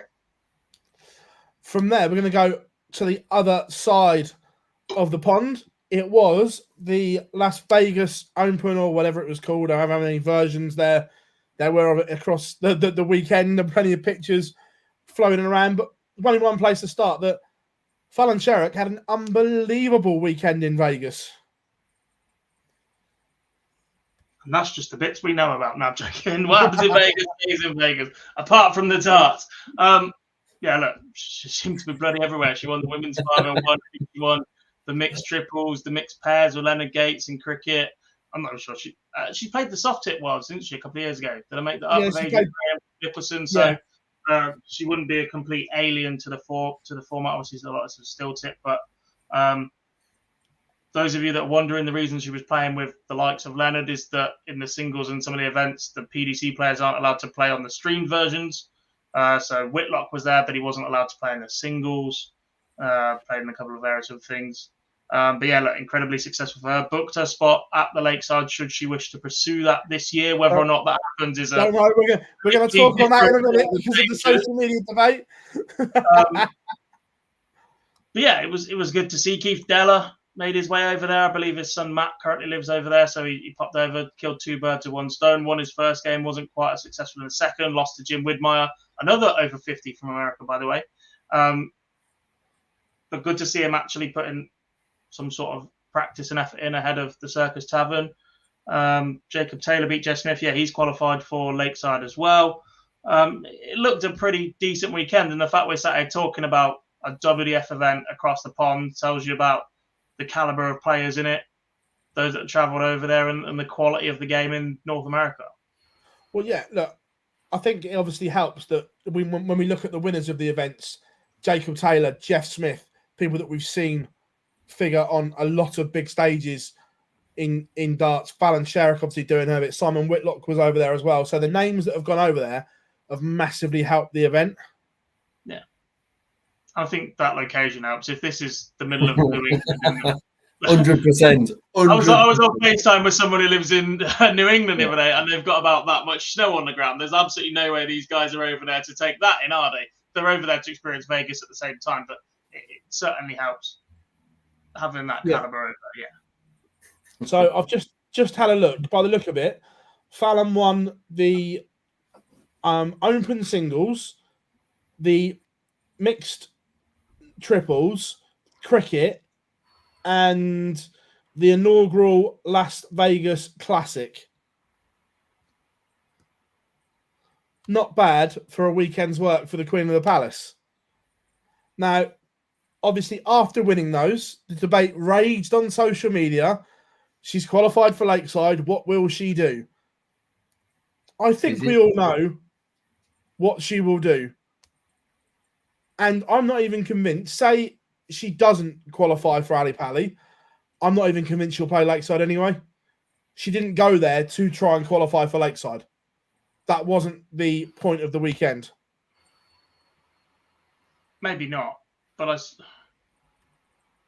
I think it would be an absolutely stupid decision if she doesn't qualify for the PDC World Championships. I think I'm in agreement with you. I don't think she plays in the WDF under any circumstance, the World Championships. But I think it would. I don't think it's the right move if she's not qualified for the PDC. Personally. I think a big conversation around this is what does the WDF look like by the time that World Championship rolls around? The men's rankings are a bit of a mess given the amount of players they've lost. We've already seen them lose Australia from the calendar, and they're looking at the Masters. We've got the Dutch Open next week. It's easy when someone else is running these tournaments for the WDF to attach ranking points to it and look brilliant. Right, the Lakeside, for the most part, was a massive positive just gone. Crowd sales, the ticket sales on the final weekend were brilliant. The production wasn't fantastic, but they still got a tournament on. It looked okay, and there seemed to be an appetite to go to that venue to watch darts at that level. Part of that is the Women's World Championship. Now, we clearly know Phil's points on that being called a World Championship, but until there is a PDC Women's World Championship, for me, that still is. And we've had this debate earlier about two of the greatest men of all time. Look, Fallon wants to be in that conversation for the women, whether or not that's for world titles or not. And I know we've spoken about her aspirations being slightly different, but if the landscape continues to sit where it is, I don't get why you wouldn't just have a shot at it. Because she's qualified now. She's not got to go chasing points. She qualified before and didn't play. Yeah, I know she has. But I just think and now the time. Why would you not? It's prize money. It's not too far away from where she lives, for one. It's literally, you could rock up there. You don't have to pay for a hotel. You could literally get someone to drive you there and back on the night. If you get beat first round, you win $1,000. Or 700 I just think, speaking to her, it's just not on her radar. Which I dare, but and this is saying that she doesn't qualify for PDC. We all know the decision that will be made if she does. But it's more for me around if there is nothing on that week for Fallon and then she's in a World Championship, why wouldn't you play? Yeah, because whether it's on your radar or not. Because she openly admits she doesn't class it as a World Championship. She's openly said that. In her eyes, she doesn't class it as. There's 25 grand there for a week's work. Yeah, so if it was called the Lakeside Open and there was 25 grand for the winner, would you play in it then? I still don't know. I genuinely don't. Because for the last 2 years, since Fallon did what she did and achieved what she has, the issue with Fallon has been she's not played enough competitive darts. And that's competitive darts. Even if she doesn't qualify for the PDC, that's her last chance to go out and get competitive match practice ahead of Q School 4 weeks later. No, it's not.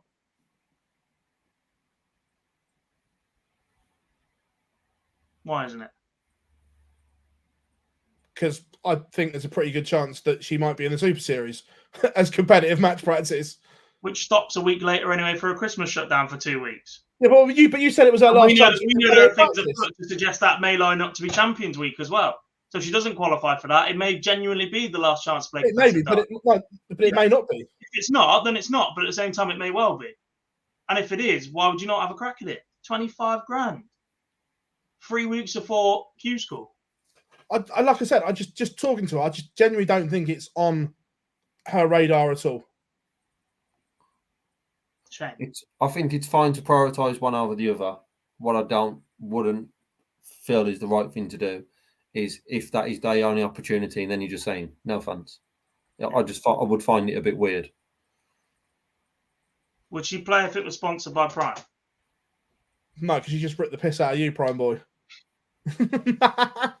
By the way, that's the one we spoke about earlier is Prime for a Prime sponsorship. Thank me later. Connect the dots.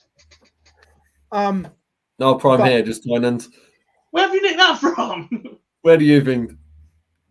We need that for the next 2 weekends, you shithead. Matador, he probably did have a good weekend. The other thing as well is obviously this has other repercussions because of we know that Bo is sat top of the order of merit in the PDC, and the likelihood is she will pick the WDF again over. So it will be interesting to see if there has been a rule change to say that if one place isn't accepted, it goes down to the next one in the rankings on the women's series. So there is 3, because remember, look, this year it went back to the PDPA. It'll be interesting to see if that's amended for this year in the qualifying criteria. I can't see it because that piggybacks off every other secondary qualifying route to return to the PDPA. If they make that change to 1, they have to make that change for all, which means the PDPA will be capped at 2. Well, they didn't they for the CDC? That was a one-off. They changed the new rules, hadn't they? Whereas this rule existed. But if that happens, we'll come on to that in a second. We'll come on to that comment in a second.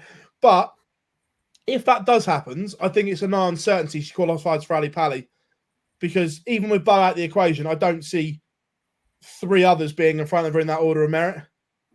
No, the way she's performed for the last couple of years in her form, definitely not. Right? But actually having...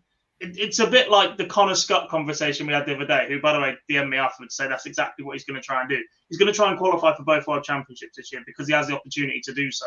His preference will be the PDC. That is where the future of the sport lies. That is where he wants to be. He's going to go chasing that in the hope that he's got a tour card. He can carry on from there. That's where you get more notice. That's where you can charge more for sponsorships, X, Y, Z. But if he comes to it and there's a chance to go and earn some money in the WDF World Championship a couple of weeks before, that's exactly what he's going to do. And Fallon now having that as a backup option on the 22nd of January surely should not be sniffed at, is all I'm saying. Yeah, look, and just obviously, everyone knows I speak to her quite a lot. I just don't see her playing there. No, whether she's it's part of me that just doesn't. Like, I'm with Lee on this. If there's nothing else at that week, I don't get why you wouldn't. I get there's politics afoot and the way that the PDC have used for marketing and publicisation in the last couple of years, but if there's nothing else on that week, why would you not? We'll get her on and ask her. Nice of Neil Duff to come in the chat room. Still trying to get him on the show. Oh, sorry, mate. Anyway, any announcement on the World Masters asking for a friend? If you email info@wdfdarts.com, they might get back to you. In 6 to 12 working months. Yeah, just going off Tony Martin's comment. Wait a minute. He commented a minute ago. Update WDF day 40, still no reply. Computer says no. But what will happen first, Phil? Will Neil Duff come on this show, or will there be a Masters announcement? That's the big thing. Oh, well, let's get a poll going.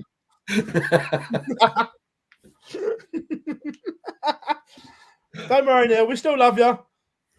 We'll get the camera out of the tavern, and I can ask you silly questions again. Who knows they're being baited more, but then still gives an answer? Neil Duff or Joe Cullen? Oh, they're both as bad as each other. No, I'm not going to nibble, but they're bloody crap. No, the best one was Neil in Hull. I know what you're doing, laughing his head off, and I'm going to answer it anyway. Tobias, I spoke to Gary on WhatsApp a few times, mate. He's all good.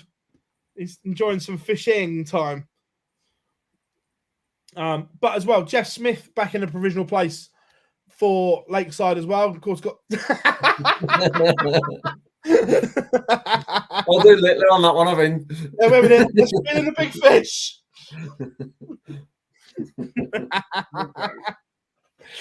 Of course, Jeff Smith been to the Lakeside final before. He's provisionally in a spot after the weekend.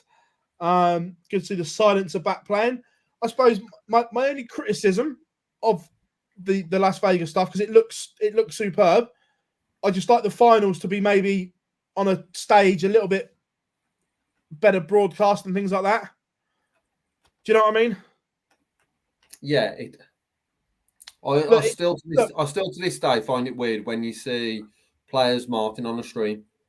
It's something that I'll always see and always find it a little bit weird. I always think if you're doing to the levels of a stream, you delve that little bit further just to make sure you've got an actual ref. But I agree with events that are streamed, it does.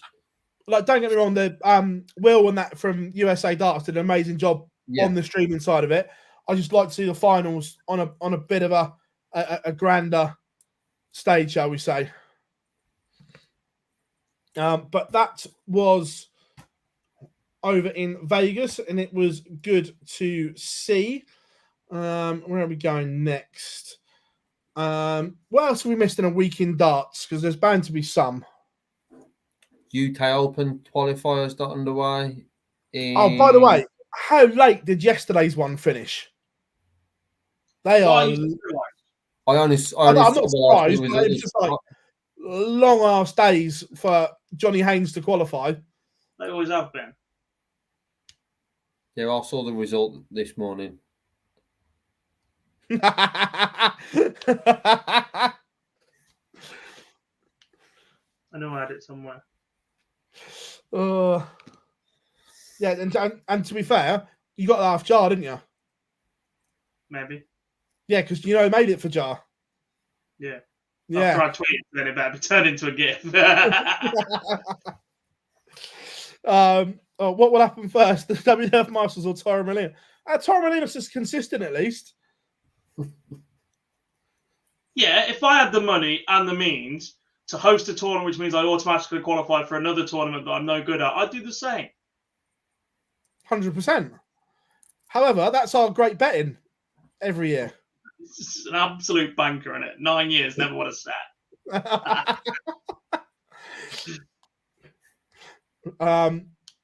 Yeah, look, I agree, Michael. That I think it's time that Riley's have been good in the past, but I don't think the venues are up to. I think it's time that they trust maybe the ADC to deliver their amateur qualifiers. The problem with the Rileys is the ones that traditionally hosted the events are either not in a good enough condition to host the events or have had such an upgrade that they don't have enough lanes. Yeah. Not we used to hold one. We used to have 8 match boards going. They've got 3 proper dart boards now and then 2 VR ones. That's it. Where's that? Nottingham. Because the one at Wolverhampton always used to be big as well, didn't it? Yeah. Wolverhampton's been massive. Yeah. They used to host all of the regional Riley's internal stuff as well. They'd have their own 6 to 8 week qualifier ranking tournaments in your own club, and then you go and play in the finals at Wolverhampton. Yeah. But look, it is those amateur qualifiers that make the UK Open the UK Open. It just needs to be a little bit better on how we get them, I think. Correct. There has to 2 things have to remain with those. One, the amateur aspect has to remain. You still have to have Barry Lynn, the bin man, rocking up to the UK Open and creating a story. And 2, they have to be standalone one-off qualifiers, not built from the rankings.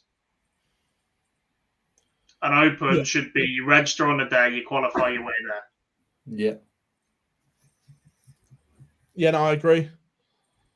I agree with that one. But the UK Open qualifiers are well and truly underway. And remember, if you haven't yet, make sure you drop us a like and subscribe as well, everyone.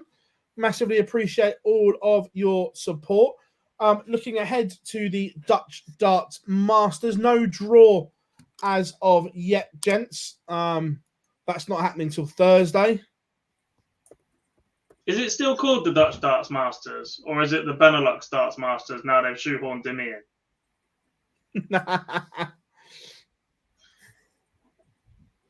Just checking for a friend. Asking for a friend, yeah?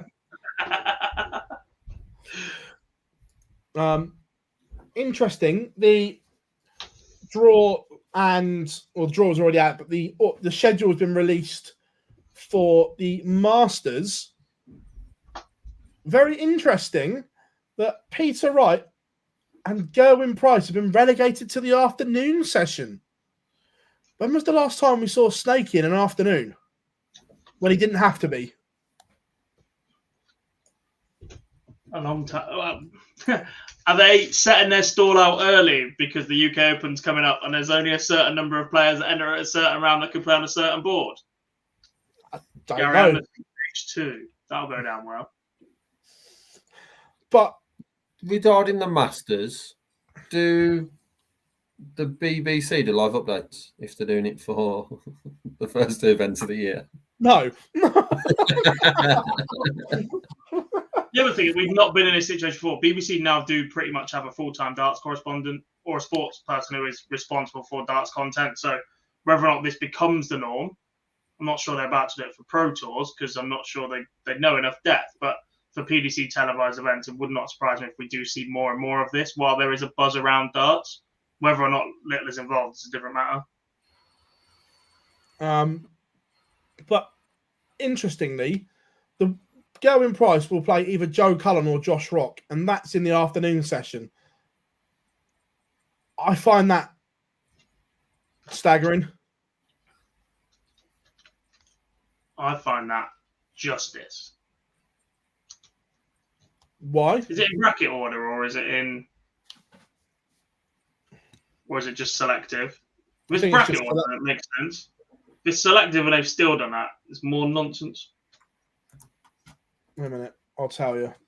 Yeah, I guess the top 4 are all playing. Top 4 are all playing Saturday night. Humphreys, Van Der Ven, Smith, and Aspinall.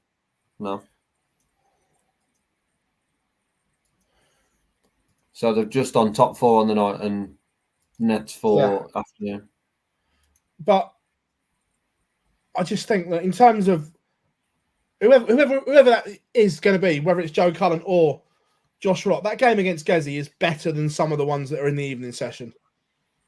It is, but it's a bit like stage 2 at the UK Open and the Players' Championship. You still got to chuck them a bone at some point. They're not necessarily got to be the biggest star, but a big game, and that goes the other way. A big game for that is decent for them to keep an audience in the afternoon when they've got to go and compete against other things. Otherwise, they lose even more share of what's going on. I don't mind it. I would argue the fact that Rob Cross and potentially Damon Hector could be a better game than some of them on the night, but you can't. I'd argue we need to see more of it as well, and I have done for a long time. I get why they load certain sessions the way they do, especially with European players that then match up with time zones elsewhere where it's being broadcast, but I'd argue it should be spread around a lot more. All but the Worlds, I agree. Yeah. I still think the Worlds needs that highlight slot on the evening of each session because some Especially of if you're being charged some the of the same seeded amount. draws, some of the seeded draws can be not as watchful on the IRS. So I did it for the World why they would do that, but for all other tournaments, I totally agree. Especially as a fan, if you're being charged the same amount because of the round it is, but because you're going to an earlier session, you're getting charged more to watch a worse caliber of players. Perceived worse, by the way, not actual worse, but you get what I mean. Yeah, less popular. I know what you mean, but Peter's the surprising one because I can't remember the last time he was in an afternoon session. I think that is a fair reflection on where Peter Wright's game is right now. No, I'm not disagreeing on that. Of all the seeds, he's the lowest. Also, something I've just thought of as well because it come up that in Bahrain, it was Luke and someone else were forced to change points, which was interesting. Was it? Yes. That'll be interesting. I can't remember who the other one was. In that field, was it Snakebite? He had quite a large ring grip on them. It might have been. I can't remember. There was another one that had to change. International.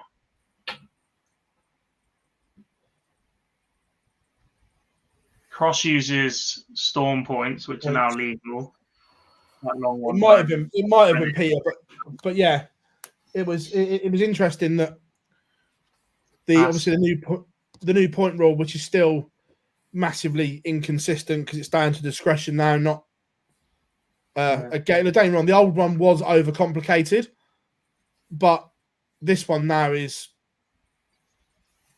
just has to be snaky. Everyone else uses straight Price uses straight points.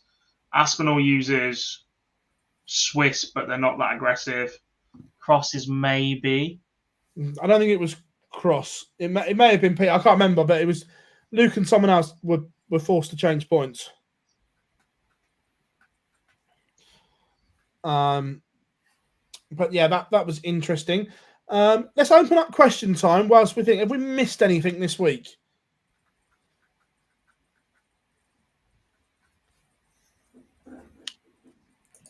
We normally do. Super Series. It's always Super Series as well, which shouldn't be. I'm not going to lie. No. Wayne Jones. For 6 hours this morning. It definitely shouldn't be.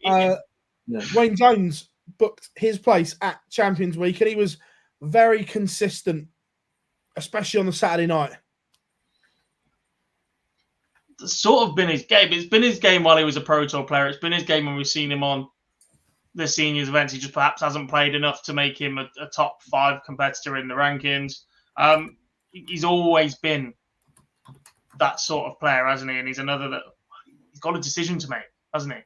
Or he might end up with a decision to make. He was also entered to play this weekend, but his time in Portsmouth went so well we didn't see him in Reading.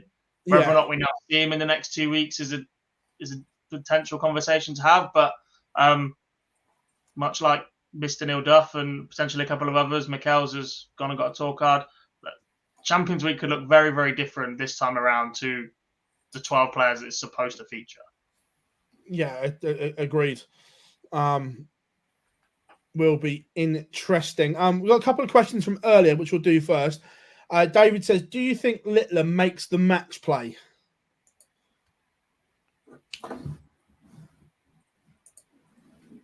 Yes.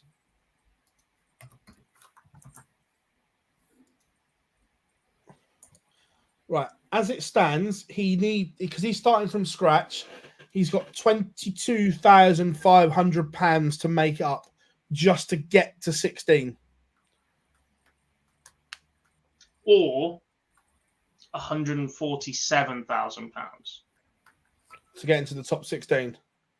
Yeah. He'd have to win the UK Open and a few Euro tours. Yeah. But winning the UK Open would put him into the Euro Tours without having to qualify. Yeah. Imagine UK Open winner, World Championship finalist, doesn't make World Match Play.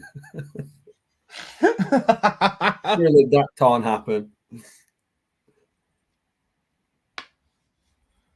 Mental, isn't it? I think he does. He has plenty of good runs at the Pro Tour without winning one, and still that's into the match play. If anyone can, he can. Scott Coxon. Well, that's interesting. So we've got a double-ended question here. So we got both around Peter Wright. The first one is, do you think he sticks? What was it? No, Peter Wright said he is using only 2 sets of darts and getting rid of all of his trophies. He might have moved them out of his room, but I don't think he's binned them all. And the other one says, will the PDC regret putting Peter Wright in the Premier League? Not playing well enough, in my opinion, from Jonathan. I don't think they'll regret putting him in because of what he brings commercially, but I think he might regret taking it. I don't disagree. I'd like to be his bin man if he just shuts them all out. It's not a bad trophy collection of what he's thrown out the house. Should he have turned it down? I guess the problem right now is it could be the last time he plays in it. That's why you wouldn't turn it down. From a longevity in the game, it might have been the right reason to do so. But for Premier League chances, I don't think Peter Wright would have said no to that. As much as other players would, I'm not sure he's one that would turn down that opportunity. Even with his £22 a week pocket money. Yeah. It's very unlikely they do turn down a payday. However, given his age and where his game is currently and his record in that tournament, I think the conversation around him not playing it should have lasted longer than yeah, I'm just going to take it and run with it. Because his record, I keep saying it, is so bad. Yeah. Matador says he finally won a game on a Friday night. If that's news, yeah, it's decent. Squad. I got Super League on Sunday. I'm driving straight back from Reading to play. You still going to go and play darts in Ilkeston on a Tuesday night or whatever it is? I haven't spoken to Mason in a while, but I'm not playing Wednesdays. The league started it was meant to start last week, starting again this week. But I'm not playing. I've left the group chat, actually. I'm not playing. Ran by Muggles. That's not, to be fair. It's just got stupid people in. Mark, no, the decision has not been made for Champions Week yet because it's done on averages. So, not yet. Because obviously they're still... It's averages in the finals, isn't it? It's averages in the finals, isn't it? So, someone like Nico Blum needs a lot of withdrawals because his performance in the final wasn't great. Yeah. But, yeah. That conversation... If there's multiple withdrawals, you might know one or two by week 11. Yeah. But you won't know the entire lineup until week 12 because somebody might lose in that final, but put their spot straight back there because they average 90 in it. Or more. Yeah. So, no. When was the last time James Wade was outside the top 16? He's hibernated in there for the best part of 3 decades, so... Was it mid-2000s? I feel like I'd seen somewhere that he dropped out. I feel like I hadn't started secondary school yet. And he's not even in a match play spot. He will be. Have faith. Oh, no, sorry, he's on the Pro Tour Order of Merit. I was looking at the main Order of Merit. Yeah, he is. But he's going to go in non-seeded. Have faith in my spectacled brother. But look, I know that this is like ridiculously early, but have Is you Ryan seen? still in the match play? Oh no, different. I don't know. Is he? Have you seen the gap in the tour card race? So as it stands right now, I know there's a whole season's worth of money to go on there, but right now it is so weird that Luke Humphries is on $1 million or over $1 million, and then Rob Cross will be world number 2 with 300,000. Like, damn, those boys defending a lot of money. But Man, you know what? Smith have 80% of their rankings to defend. It is, but MVG taking off at 80%, he's still 3rd. Barely. But yeah. No, he might well be, but that's a big gap to then chase Luke Humphries. Oh, yeah, 100%. Yeah, look, but just think in 2 years' time, when Luke Humphries defending 5 TV titles. Yeah, in 2 years' time, but also, what's the most money anybody's ever had on the ranking? Because if he's guaranteed to be on a 1.1 million at the end of this year, and if he doesn't win a penny from here, well, that might be predictions of your. Surely it's too early for them to have Euro Tour predictions on and whatever else. I think didn't MVG get to like 1.4, 1.5 million on his rankings at one point? So he's a match play, another major away from doing it. Two TV given where he's going to get in Euro Tours and Pro Tours throughout the year. Oh yeah, it's not 2 majors away from being the most outright number 1 we've ever had. I think so. I'll double check. I'll find out. But I'm sure MVG got to 1.4, 1.5 mil. He's on 1.49 now. He might already be it. He's defending 300 grand this year.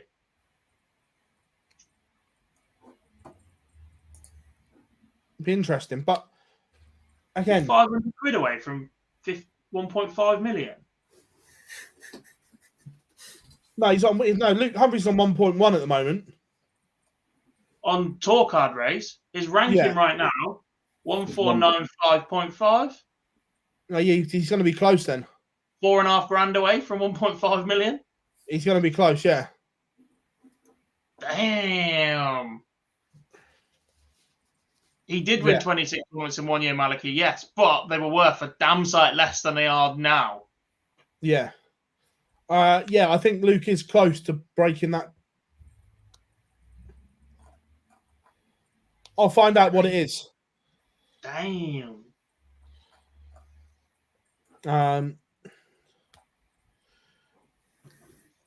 So, Ryan Searle, we can finally say it, moved to Harrows. Did he? No. Are you sure? Who saw that coming? What a surprise. You sound like you're trying to keep that in there, Gob. No. I was replying to their tweet going, it sounds heavy, that. I know. I'm pleased for Ryan. His darts look nice as well, to be fair. It's hard not to look nice when you've got red and black as your colourway. Like half the tour have it. There's a reason half the tour have it. It just complements each other really well.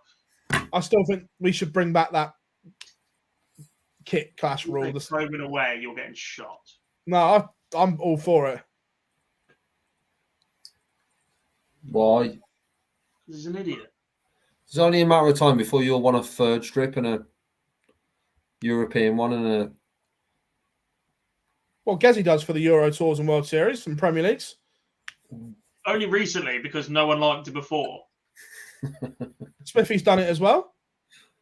Smithy bought the gold one out for Wolves. Do you want to see MVG? Would you want to see MVG in a different colour? He just used to plop a little moniker on the back of his plain yellow tops. James Wilson did similar, I think. Do you remember when MVG used to play in pink as well? No. Do you not remember his pink shirt? No, I remember when he had hair, but that'd be it. Go back to when Aaron beat him and that in the World U final. He wore pink. What year was that? 2011. No. It doesn't look right. Are you looking at it now? I'm looking at it now, but then it's Aaron Month. Wait a minute.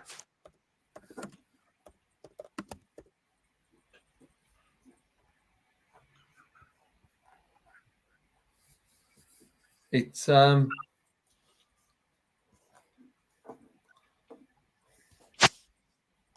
looks massively round. Like he's wearing it for a campaign or supporting something. It doesn't look like it's the right lot of it. I'm going to upload it now. Watching the PDC. For anyone that hasn't seen it,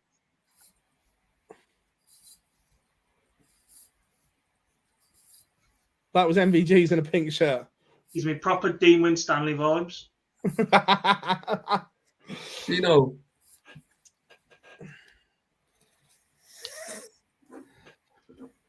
Oh. Do we think MVG Vincent first round? That's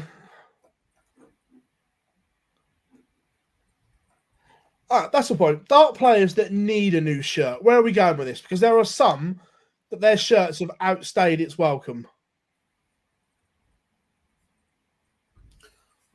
Just before, what's the deal with Luke Humphries' shirt now moving forward? That's just the World Series thing. He puts tints of orange in it for the Netherlands. Yeah, he did. He did it for Poland last year and New York.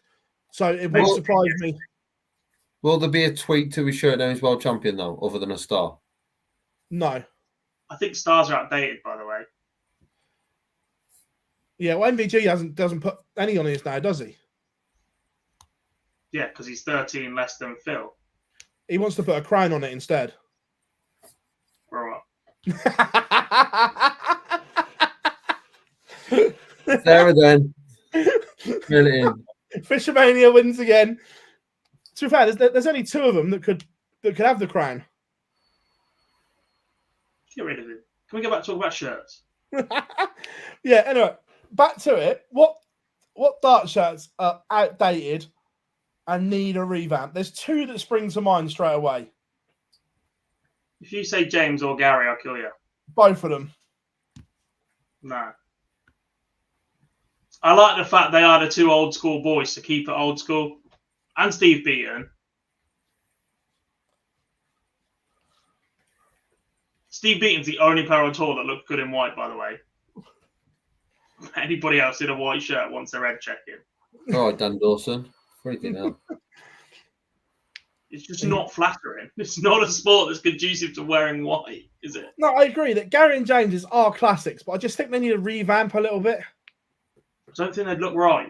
I don't think you could put Wade in a darts shirt and him look. It doesn't have to be a dart shirt. It can continue to be that style of shirt. It just needs. We all know what Gary needs to return to.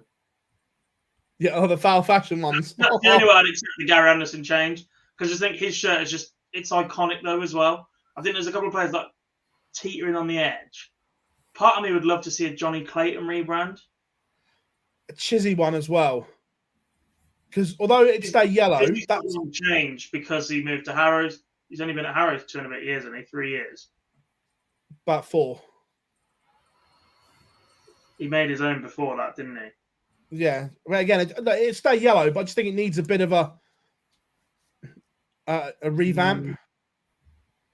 I agree with Johnny as well. It'd be nice to see just something fresh, because I just feel like even as a fan base, like people, like collectors and stuff, like there's an opportunity there for Johnny. But I get that also it's quite difficult where your shirt's a bit patriotic, because there's only so many designs in the world. And there are so many that love being Welsh for some reason, that there aren't many Welsh designs out there that are new. Yeah. There's only so many ways to represent that. Who else am I looking at? Asp? When was the last time I had a new Asp shirt? That entire range is quite similar, isn't it? Yeah. The Target collarless launched 3 years ago range. With the nickname straight down the spine, I'm not an over fan. Jackpot, Asp, Voltage. Yeah. Peter Wright, you can't really say. Chisnell. Hetter's gone for the white shirt. Yeah. I stand by my previous comments. Danny Noppert as well. Dirk needs a new shirt. He could go crazy with aubergines and purple instead of just having it as a badge with the black and the orange stripes. Yeah. Go a size up and change the colour. Yeah, and I'm with you there. Dimitri's shirt, I know he's one of the newer ones at Target, but that beige colour is vile. Right. Sorry, now I am being negative, but that is horrible. Yeah, I'm with you. Who looks at that colour and gets excited? Kazoo. Yeah, you can. No, I'm with you on that. That's right. Bunting's is okay, but again, he's part of that same thing. I don't mind Dobie's shirt. No, neither do I. And I'm never going to slag Chris Dobie off in his show with a Wharton shirt or anything. I would never do that. That walk-on was great, wasn't it? No. Is it time for a gilding new shirt? Could he plan the gold a bit more? Big thumbs up on the back. Huge thumb on the back. Just get the emoji out.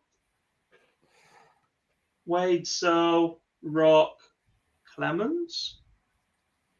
But again, he's part of that Target one, isn't he? It's just the German giant down the back. Yeah. Shindy. Shindiggity. Has he still got the wall across the bottom bit? Yeah. Ratajski. It's just red in it with an eagle on the back. Seen a couple people mention Fallon.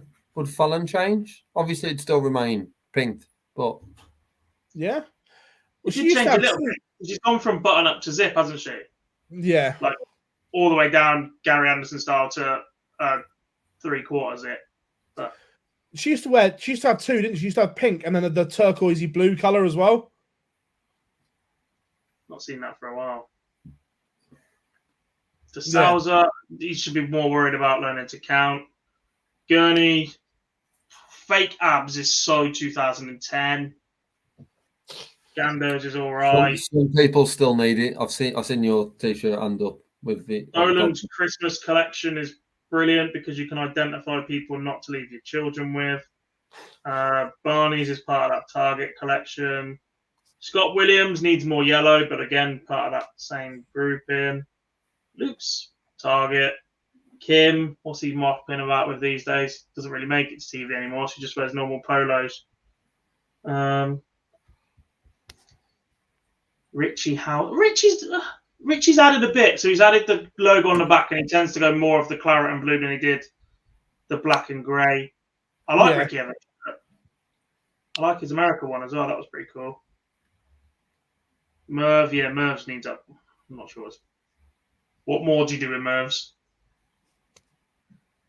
Full Triple H. Never been the most flamboyant, has he? Petretsko, if he does anything else, he'll get sued. Anyway, great show tonight, boys. To be fair, I enjoyed tonight's show, everyone. Thank you very much, as always, for joining us on the live lounge. We will return next week, and fingers crossed we'll start having guests on again next week. But most of the players have been on holiday away and stuff. Neil? So Neil? Lol. Yeah, Neil, we have to. Said he was going to ring me and didn't. Hi, Neil. But yeah, so fingers crossed we will have guests. Plenty coming up as well. Obviously, the Premier League returns, the World Seniors. Busy times as always. But thank you very much for your continued support. We will be back for the Pro Tours as well in February. So loads going on. But I've been Phill Bars, Jack Garwood, Lee Boyce. That is us signing out for another Monday night at the Live Lounge. And we'll see you all very, very soon. Bye.